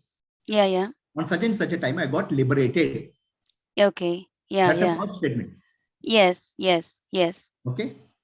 So on such and such a date, I realized, I understood that I have been mukta all the time. So I've been mukta all the time. That I have realized on so and so date or time. So that kind of thing happens at some point in time. That is an event, but mukti is not an event. Okay. So the phrase, so I should have phrased it in a better way that, okay, mukti is not an event.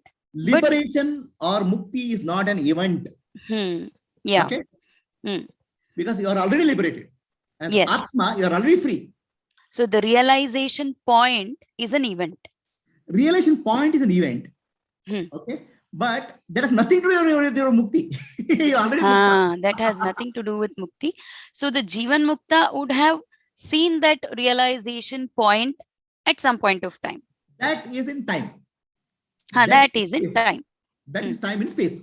He has or she has witnessed that event. I'll tell you what it is. Okay. Okay. So let us say it is like this. Newton sat below an apple tree. When an apple fell on his head. Yeah. Okay. Right? Yeah.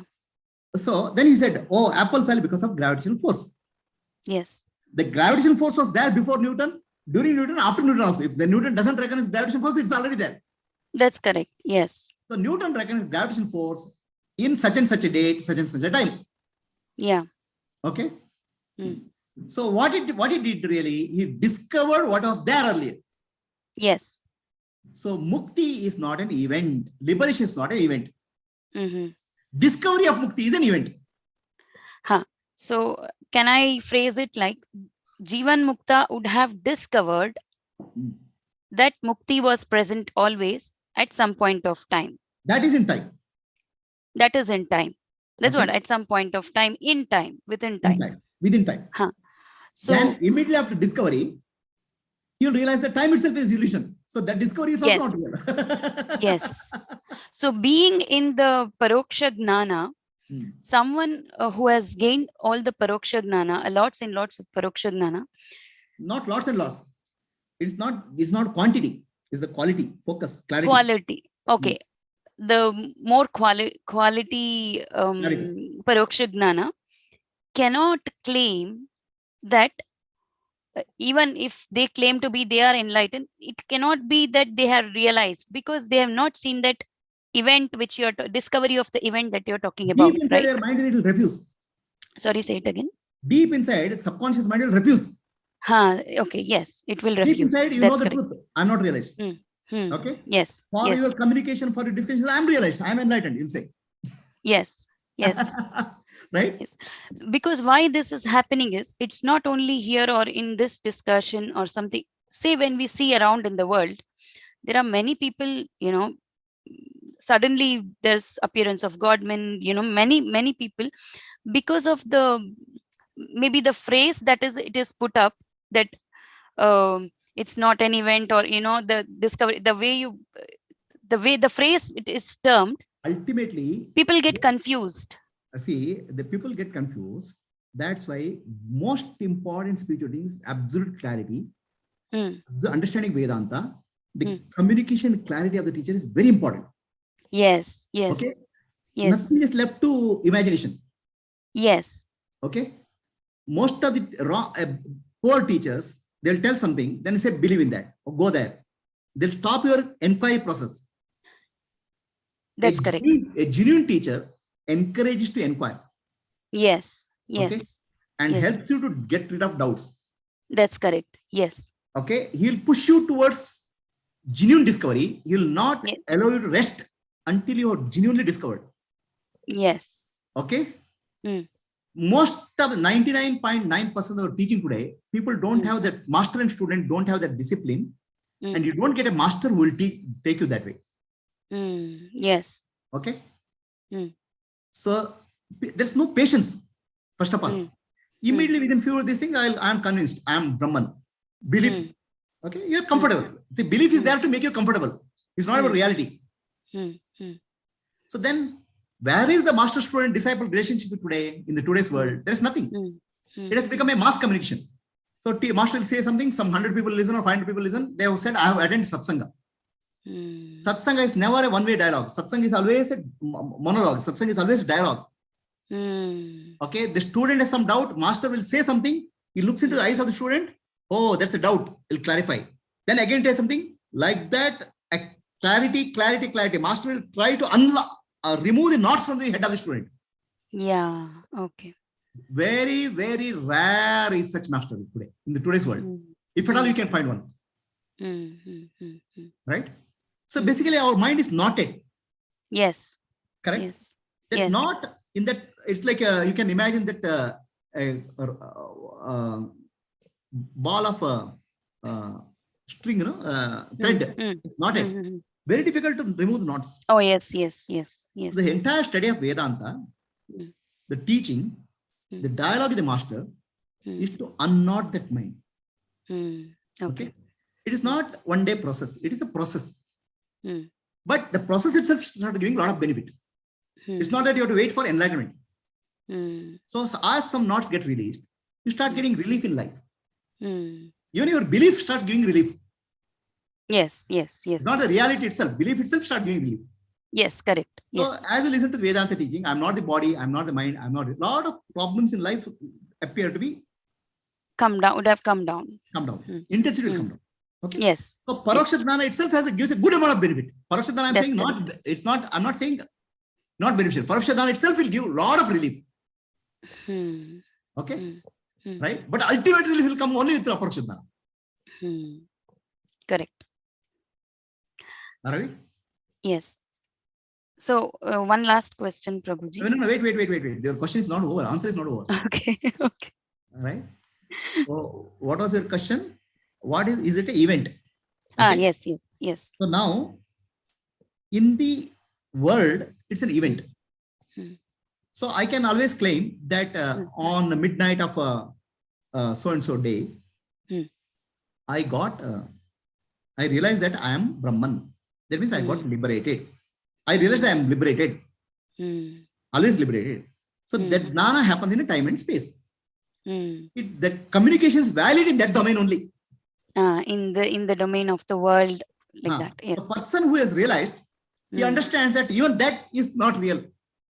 He has gone beyond Maya. So the time and space itself is not real. Yeah, got it. Okay. I mean, to example, somebody has a dream. In the dream, he's suffering. And he's looking for a enlightenment. And he goes through Shravana, Manana, Dhyasa, all those things. Then after a lot of effort, he gets enlightened. On February 19th, 2021. Okay. In that sense, enlightenment is waking up. The person who woke up, for him, the entire dream itself is false. The time and space is false. Okay. That's it has woken up. But in Jivanmukta, he is there already woken up internally, but he is able to interact with the world, body. He is like a dual citizen.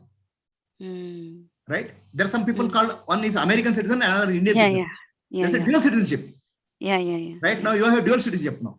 You are in one country and you are in another country. It's a dual citizenship. Oh, no.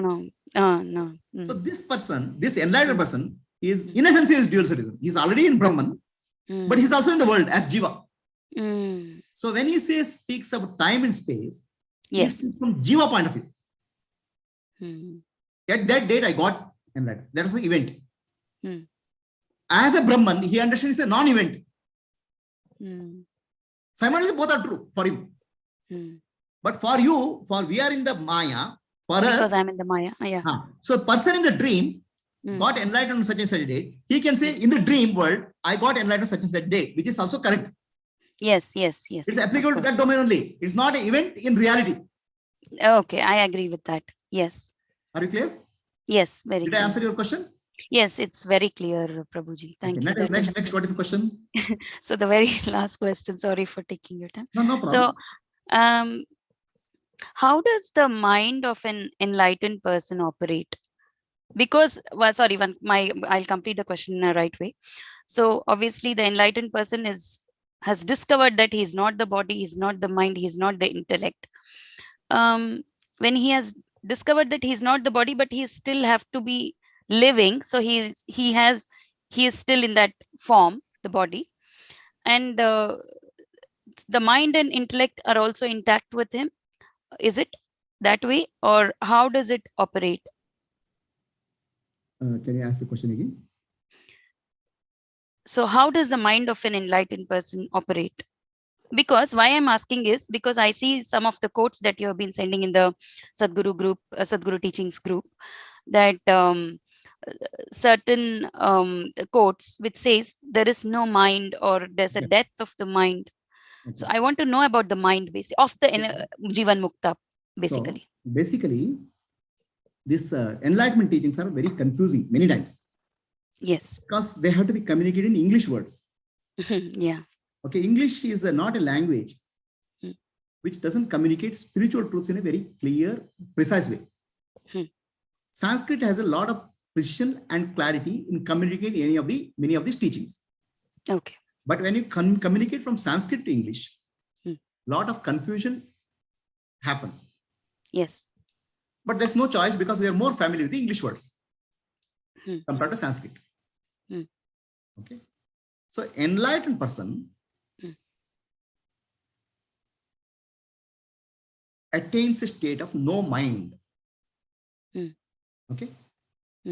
No mind is a realization of an enlightened being. Okay. Now, the moment we speak of no mind, we start getting illusion, a blank person. Yes. An idiot. Means how he is going to interact with the world. Yes. Yes. Okay. Yes. No mind, we always get confused with a blank mind or idiot mind. Or that, for that matter, many of the people in the mental hospital have no mind. That's why they are there. In that sense. So no mind is what we confuse. We get confused. What is a no mind? Yeah. Okay. So the person with a no mind means no confusion in the mind. Okay. No confusion of the self-identity. Okay. He knows he is Brahman. Yes. Okay. There will be no chance of confusion. Yeah. Because he has an aparoksha jnana or direct experience. You are not having paroksha jnana.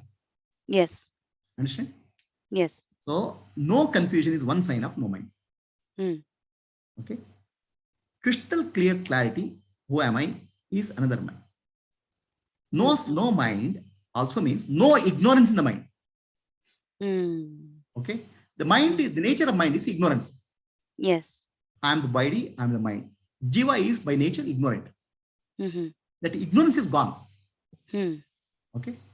That dropping of the ignorance or destruction of the ignorance. Okay. Then clarity and what you call as no confusion about identity. Yeah. These are all called no mind in a loosely translated way. Okay. Right? So now,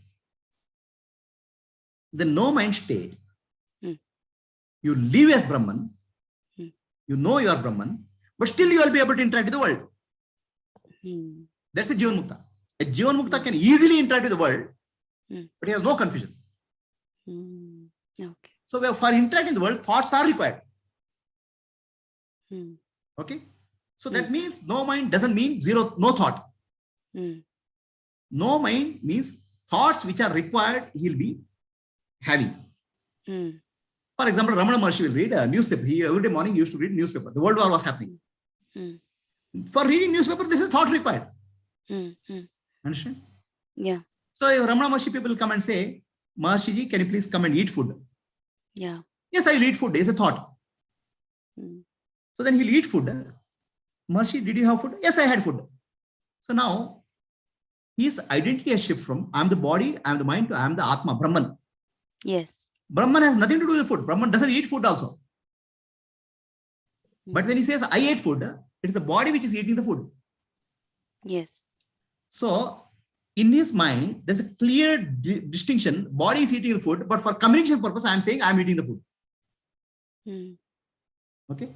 So his communication reflects transactional reality, but his internal understanding reflects his wisdom, clarity.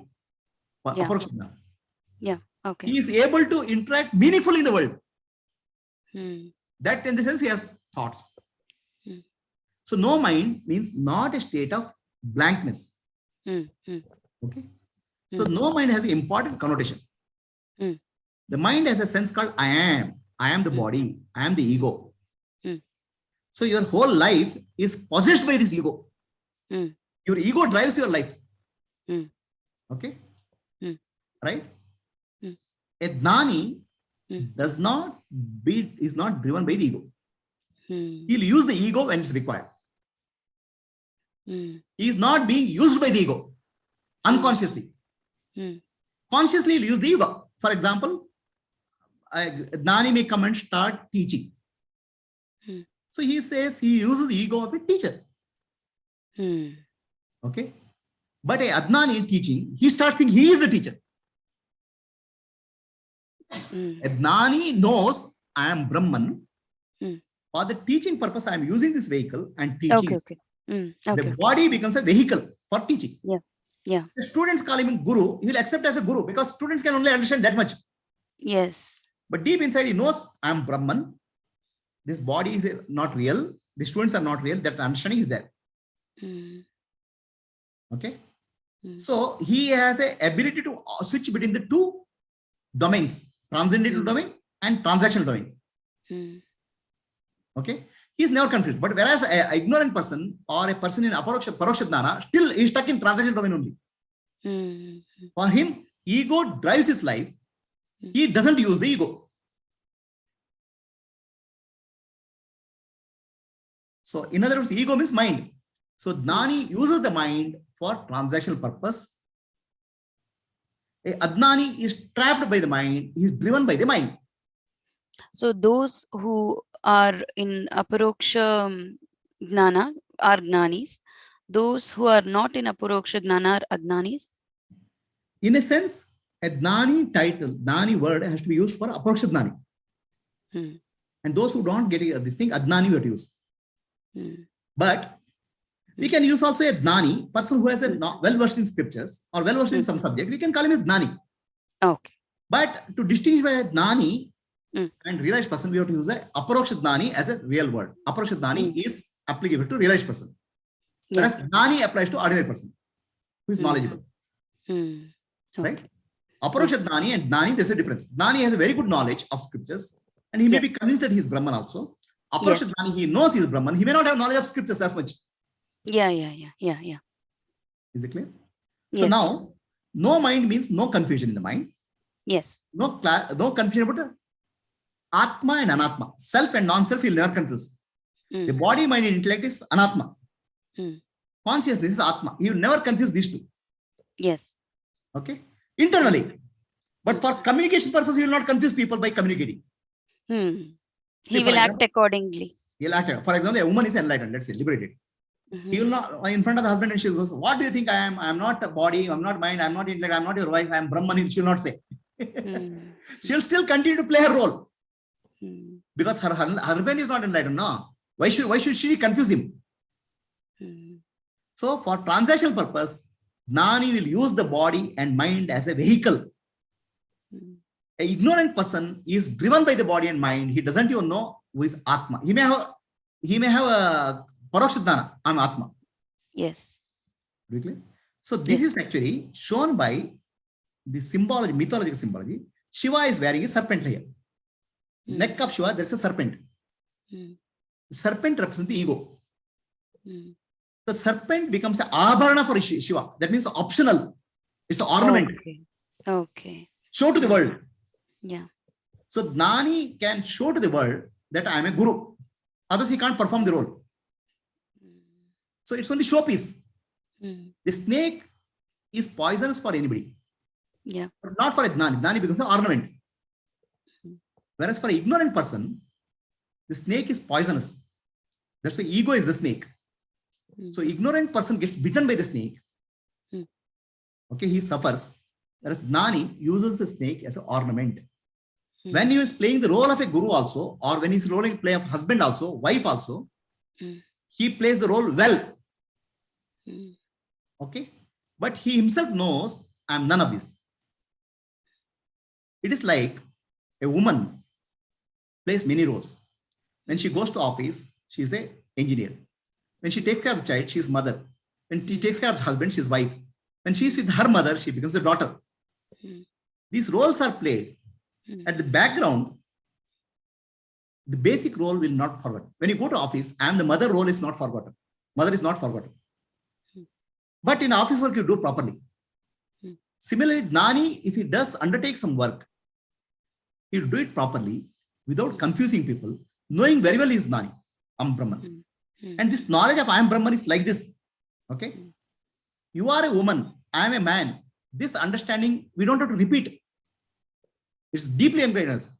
That's right. Aparoksha Jnana is so deep that you don't have to think you are Brahman. It's natural in the Natural. naturally. Yeah. Understand? I am a woman. You don't have to think. You don't have You to are a keep woman. reminding. You have to keep. No, so I am Brahman, but I have to remind myself I am Brahman. Then you are not Brahman. Aparoksha Jnana is not happened. Yeah.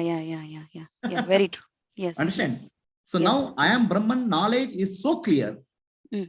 In any situation, you are in a accident. I am Brahman. You are meeting with people. You are enjoying food. I am Brahman. So you don't have to remember. If you have to remember, you're not there. That's correct. Yes. Understand? Okay. Yes. So, right? Yes. So a person may say, I am Gnani, I am Brahman, but he'll say next word, he'll say, I have to practice a little bit every day. So that means he's not there. Yeah. Right? But he may still say I am Brahman. He may claim that he is Brahman. It's okay. It's not our job to disturb anybody. Our job is not to evaluate anybody. It's for our own understanding. Yes, that's correct. Yeah. Never judge anybody. Never comment anybody. If somebody says, I am Brahman, say, very good. Great. Even if you want to do Namaskar, you do it. Okay. Right? What happened when Ramana Maharshi ashram? Okay. One person came, he says, I am Krishna.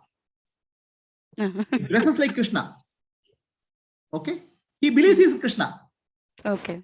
Ramana Maharshi is Gnani. So he person dressed like Krishna came. So Ramana Maharshi did Pada Puja to him. Okay? And gave him Naivedya, food. Okay. And treated him like Krishna. Okay. So then Shishyas are asking, he is Adnani, he is thinking himself as Krishna. Okay. So Ramana Maharshi says, so what? Right? It is his level of understanding. We should go for it. Sorry? Okay. Yeah. We should go for it. So please don't judge anybody as Dani or Adnani or Aparushadnani. This understanding is required only for your own sake. Okay, yes. It's not useful for evaluating anybody.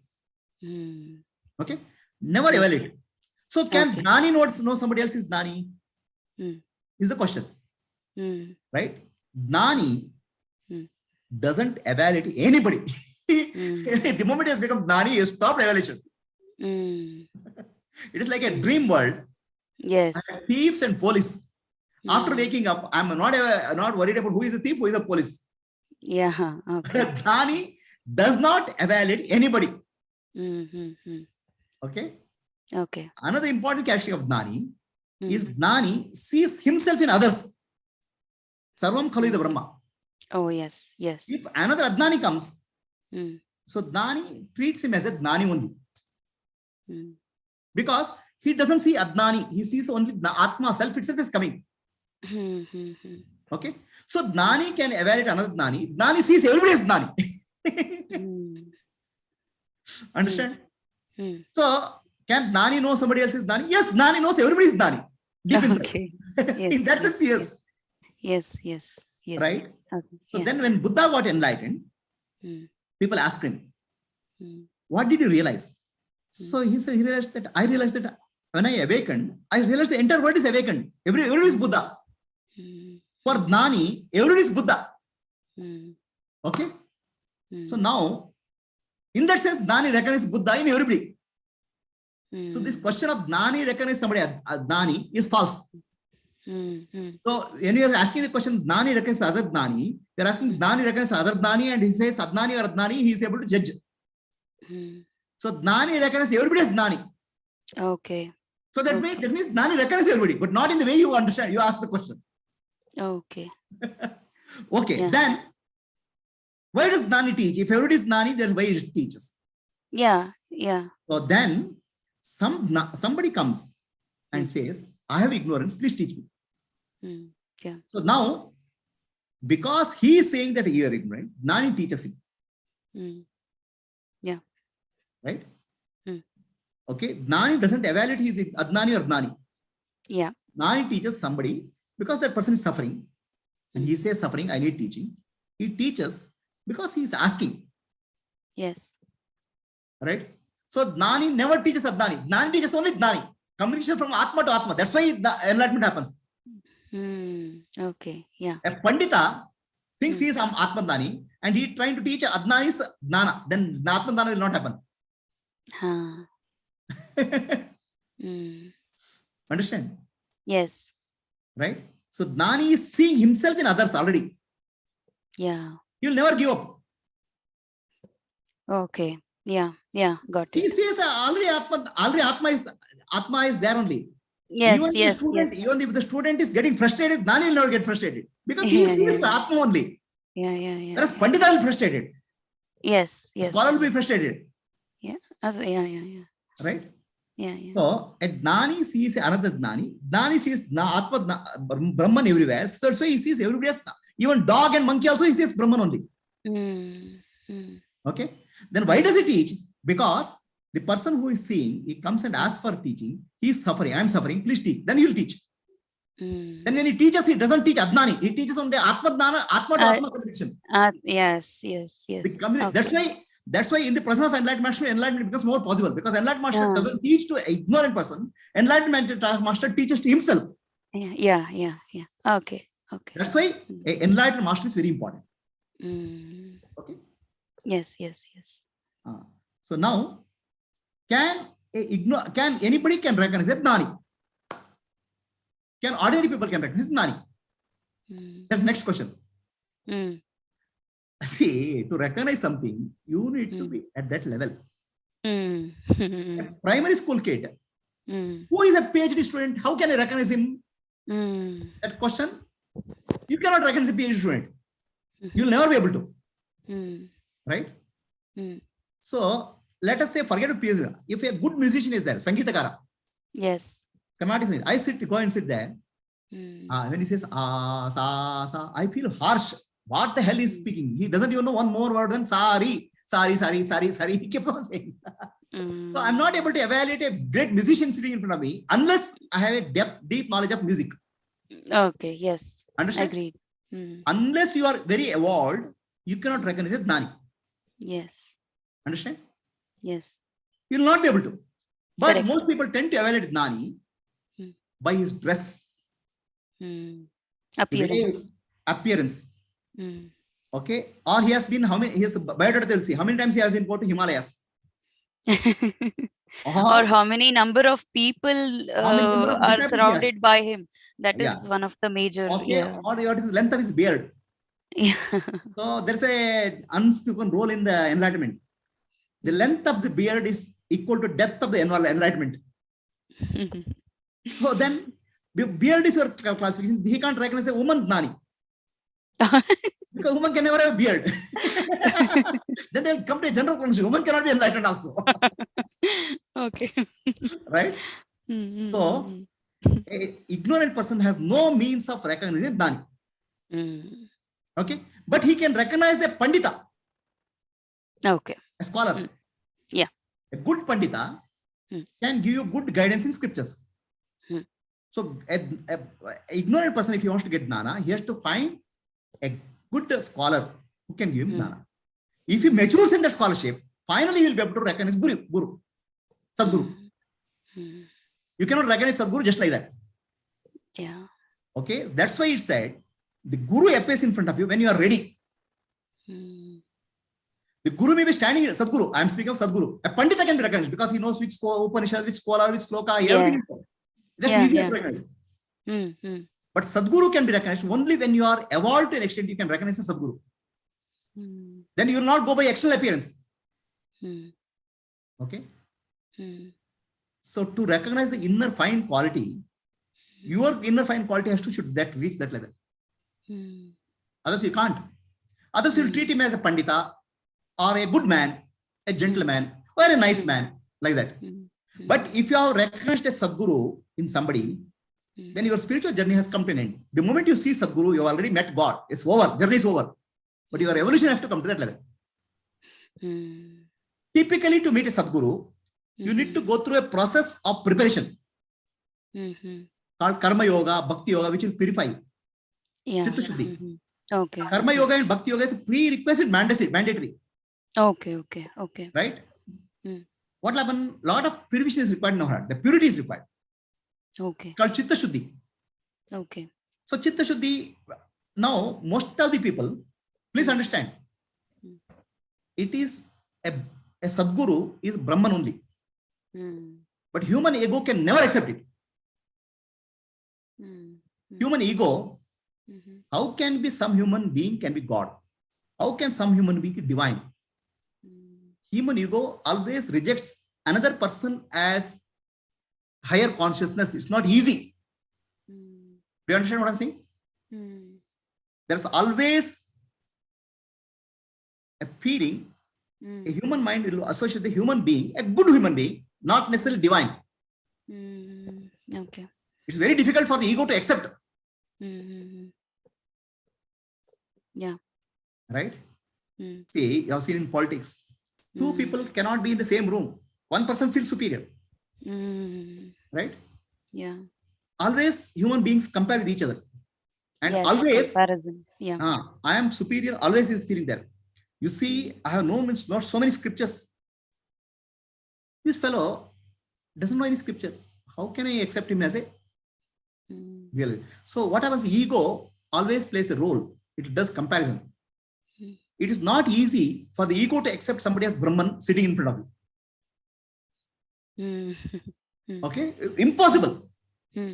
So, but if you have come to a level to accept the divinity, Ishwaratva in somebody, then you have reached the level, you are already very close to Mukti.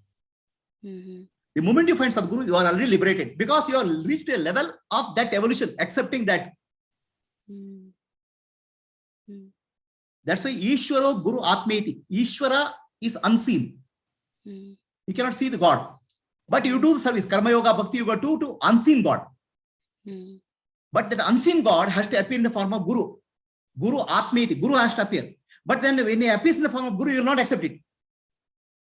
Because you have Ishwara, as Ishwara, you have a lot of fancy dress. The God, you have a lot of fancy dress. God, you can give a lot of fancy dress. Okay, sitting in some place, some imagination you are supreme person God. But Guru is an ordinary person like me and you, Sadguru. So all your imagination has to break now. Most of the time, we will not be able to break the Ishwara. We cannot be able to accept Ishwara in the Guru.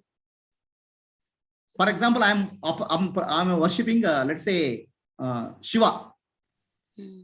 My worship of Shiva is with a matted hair, sitting in Himalaya with a snake. Okay. Let us say tomorrow Ishvara comes in front of you as an ordinary human being. You will never be able to recognize. You will chase away.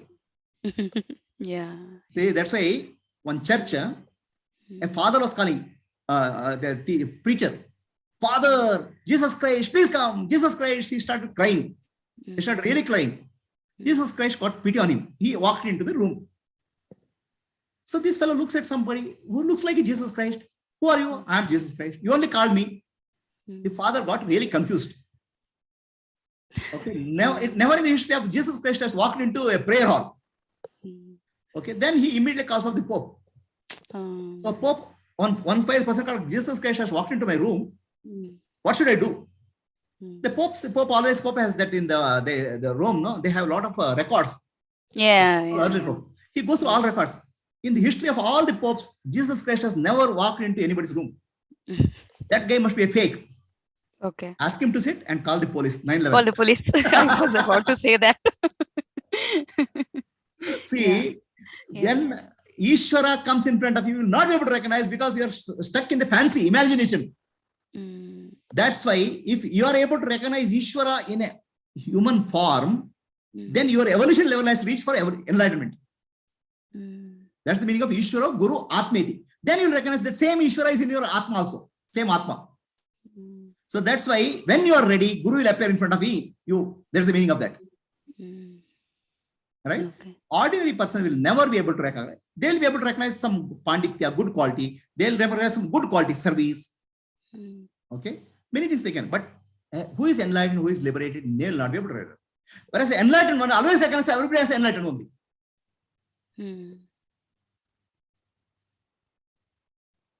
Yeah. Okay. Are we clear? Yes, very clear. Okay. So what will happen is, even Paroksha Dhyana will give some good qualities. Your mind will become peaceful. You will become silent. There's no way anybody can be recognized as a Dhnani or Adnani by other Adnani. Adnani will recognize everybody as Adnani only. Right? Only a Shishya who has evolved an instant can recognize Ishvara in a guru is very close to the realization. Mm. So now, what does jnana do to somebody's life? Mm. So jnana, the enlightenment or liberation, you once you realize, you will feel peaceful. Rest, the whole stress is gone. Mm. Yes. Constant search for success in life is gone. Correct. Yes. Okay, will he still continue to live his life? He'll continue to live his life. He can interact with wife, children. He may continue all this responsibility because all come as prarabdha karma. He'll not run away from prarabdha karma. If he's a monk, those things are not there. He's in some. He has already left all household life. But if he's a grahastha, he will continue to do his all prarabdha karma. No, telling nobody or indicating nobody to what is jnana because nobody will understand. Right.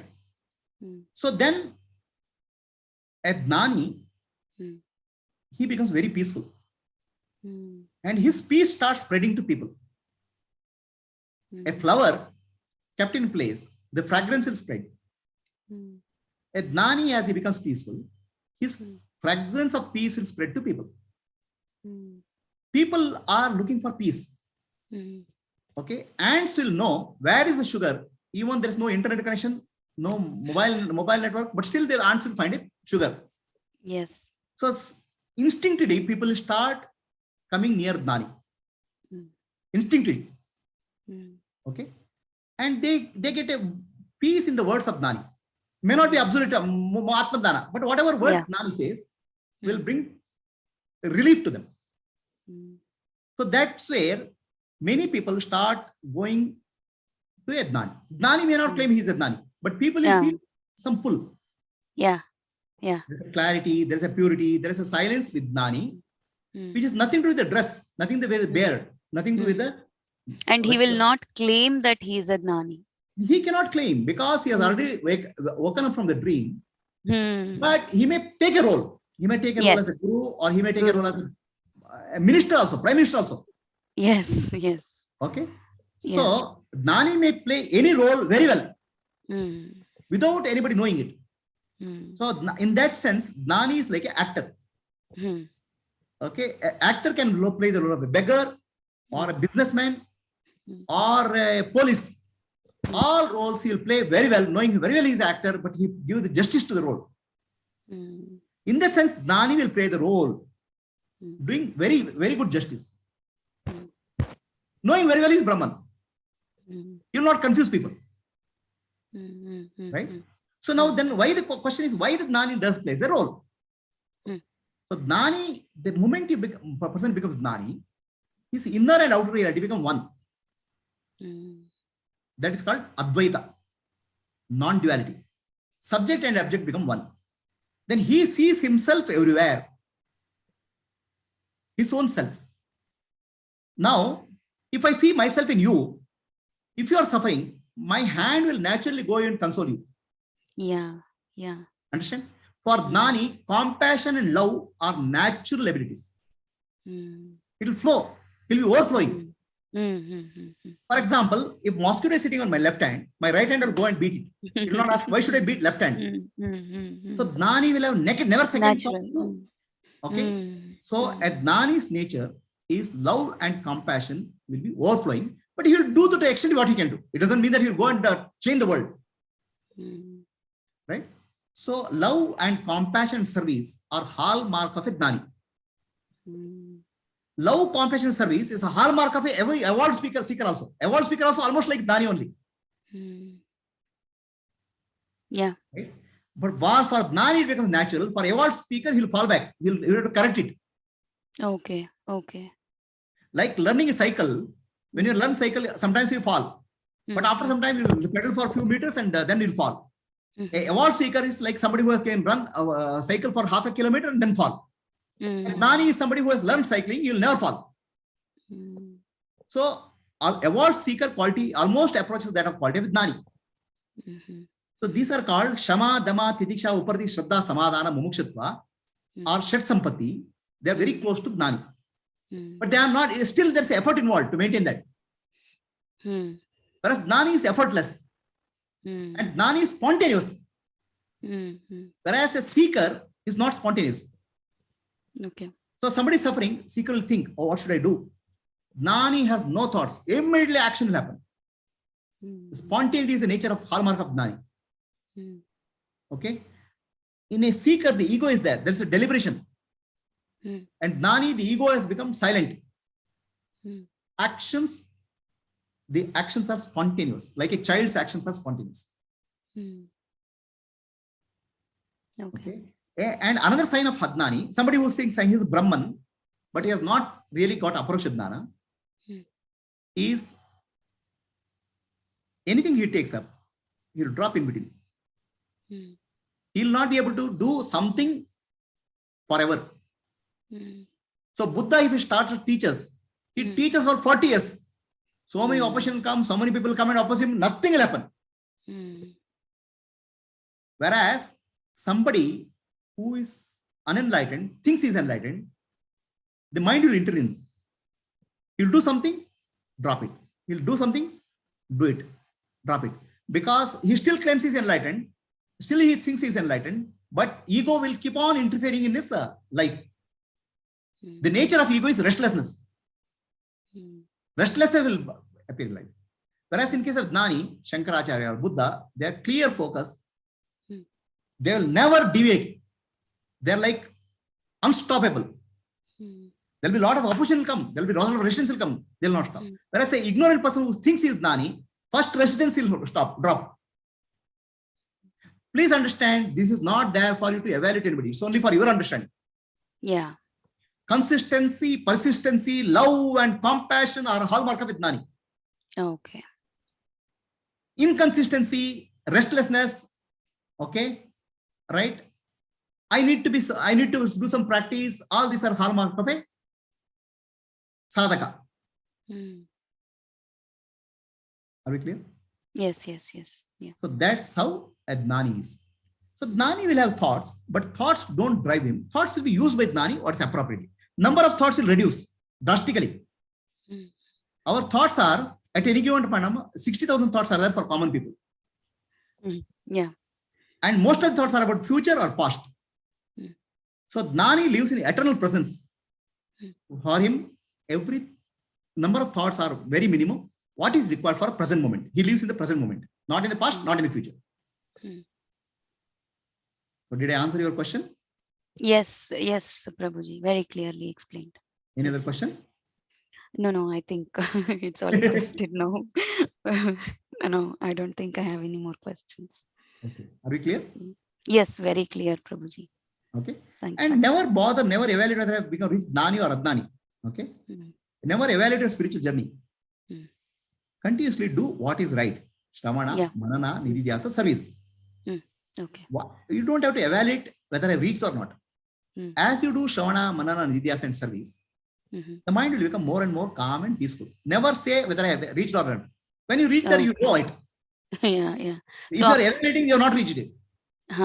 So the person will know when the person has reached, right? If that you have knowing a question, factor is there.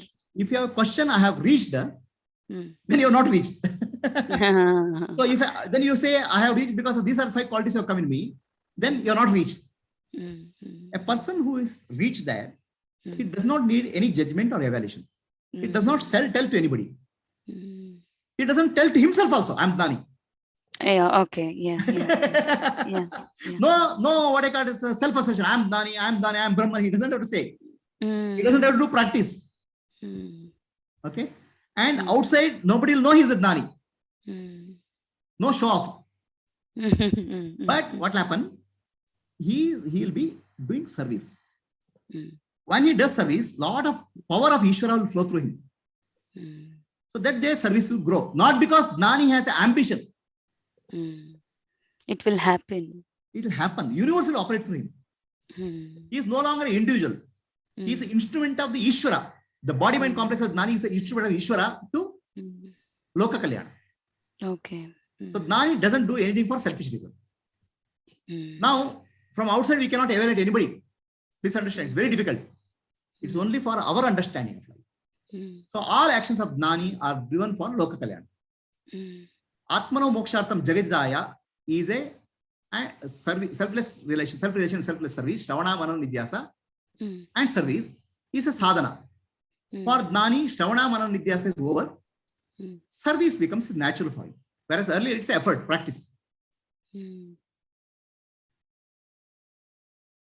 This is all these talks of Atma is not for evaluating anybody, not for evaluating yourself also. Just live your life in the right way. And never compare somebody. He has reached, that don't comparison. It's always about you.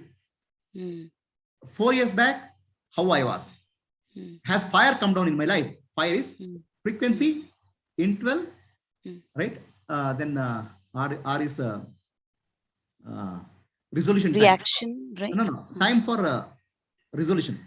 Okay. Frequency is how frequent I get agitated. Interval is interval between two agitations, once in a day, once in a month. Then if I get agitated, will I come back immediately?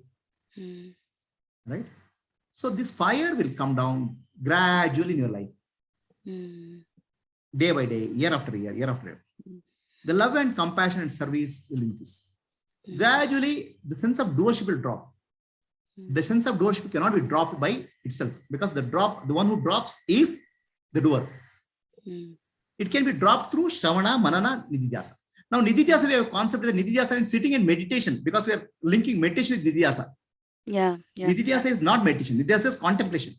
The spiritual truths will have to trigger and bring back to us in the waking state or dream state, or you sit up in meditation. Nididhyasa is not exclusive meditation. Exclusive meditation will help. Nididhyasa is a 24/7 practice. Okay. So Nididhyasa is the spiritual truth that I am Brahman gets deeply ingrained in you by dropping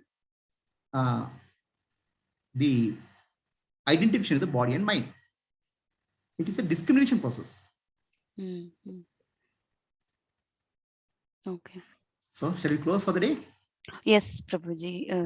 Thank you. Thanks a lot. Thank you very much for the prayer. clarification. Asatoma, Asatoma, Sadgamaya, Sadgamaya, Tamasoma, Tamasoma, Jyotirgamaya, Jyotirgamaya, Mrityorma, Mrityorma, Amritam Gamaya. Amritam Gamaya. Om Shanti, Shanti, Shanti, Shanti, Purnamada, Purnamada, Purnamidam, Purna, Purnamuduchate, Purnamudachyate, Purnamadaya, Purnamevavashyate. Purnameva Om Vashishyate. Shanti, Shanti, Shanti, Shanti, Shanti, Shanti, Nanim, Nananda, Ide, Nananda, Manabuddhi, Manabuddhi, Nananda, Nananda, Sachidanandatma, Sachidananda, Shivanandani, Shivanandani, Shivoham, Shivoham. I'm not the body, I'm not the mind, body, I'm not the intellect, I'm pure consciousness. pure Shivaswarupi. consciousness, Shivaswarupi. Atmadarshanam, Atmadarshanam, Brahmadarshanam, Brahmadarshanam, Brahmadarshanam, Brahmadarshanam, Satyadarshanam. To know the self is to know God. To know God to know God, is to be God. is to be To be God is to know the truth. to be God is Antar Jyotihi, Bahir Jyotihi, Pratyak Jyotihi, Paratpara, Jyotireva Jyotihi, Swayam Jyotihi, Atma Jyotihi, Shivasvaham. I am the light of self awareness. Atma Jyoti. I am the light illuminating entire world. Jagat Jyoti. I am the light beyond all lights. Paran Jyoti. I am the self-luminous light. Light of love, compassion, wisdom. Lokaha samastaha. Sukhino bhavantu. Lokaha samastaha. Sukhino bhavantu. Lokaha samastaha. Sukhino bhavantu. Hari Om. Shri Gurubhyo Namaha. Hari Om. Here I want to just bring one clarification which I wanted to do it. So people confuse liberation with enlightenment. Liberation or mukti is your nature. Enlightenment means the moment you say enlightenment, there's a light where there's a darkness. Okay? Darkness is in the mind. The mind has a conscious part and subconscious part. Progressive elimination of mind is called enlightenment. So ignorance has to go. So that's called enlightenment. Liberation is your nature. Mukti is your nature. Okay.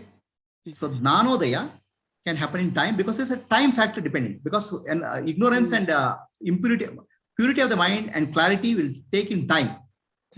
Liberation is what you are already liberated. Mm. Okay. Yeah. Thank you very much, Prabhuji. Thank you. Yeah. Hari Om. So, Gayatri and Satya, any questions? No question, Guruji. The live stream stop madla, Guruji. Yes, please.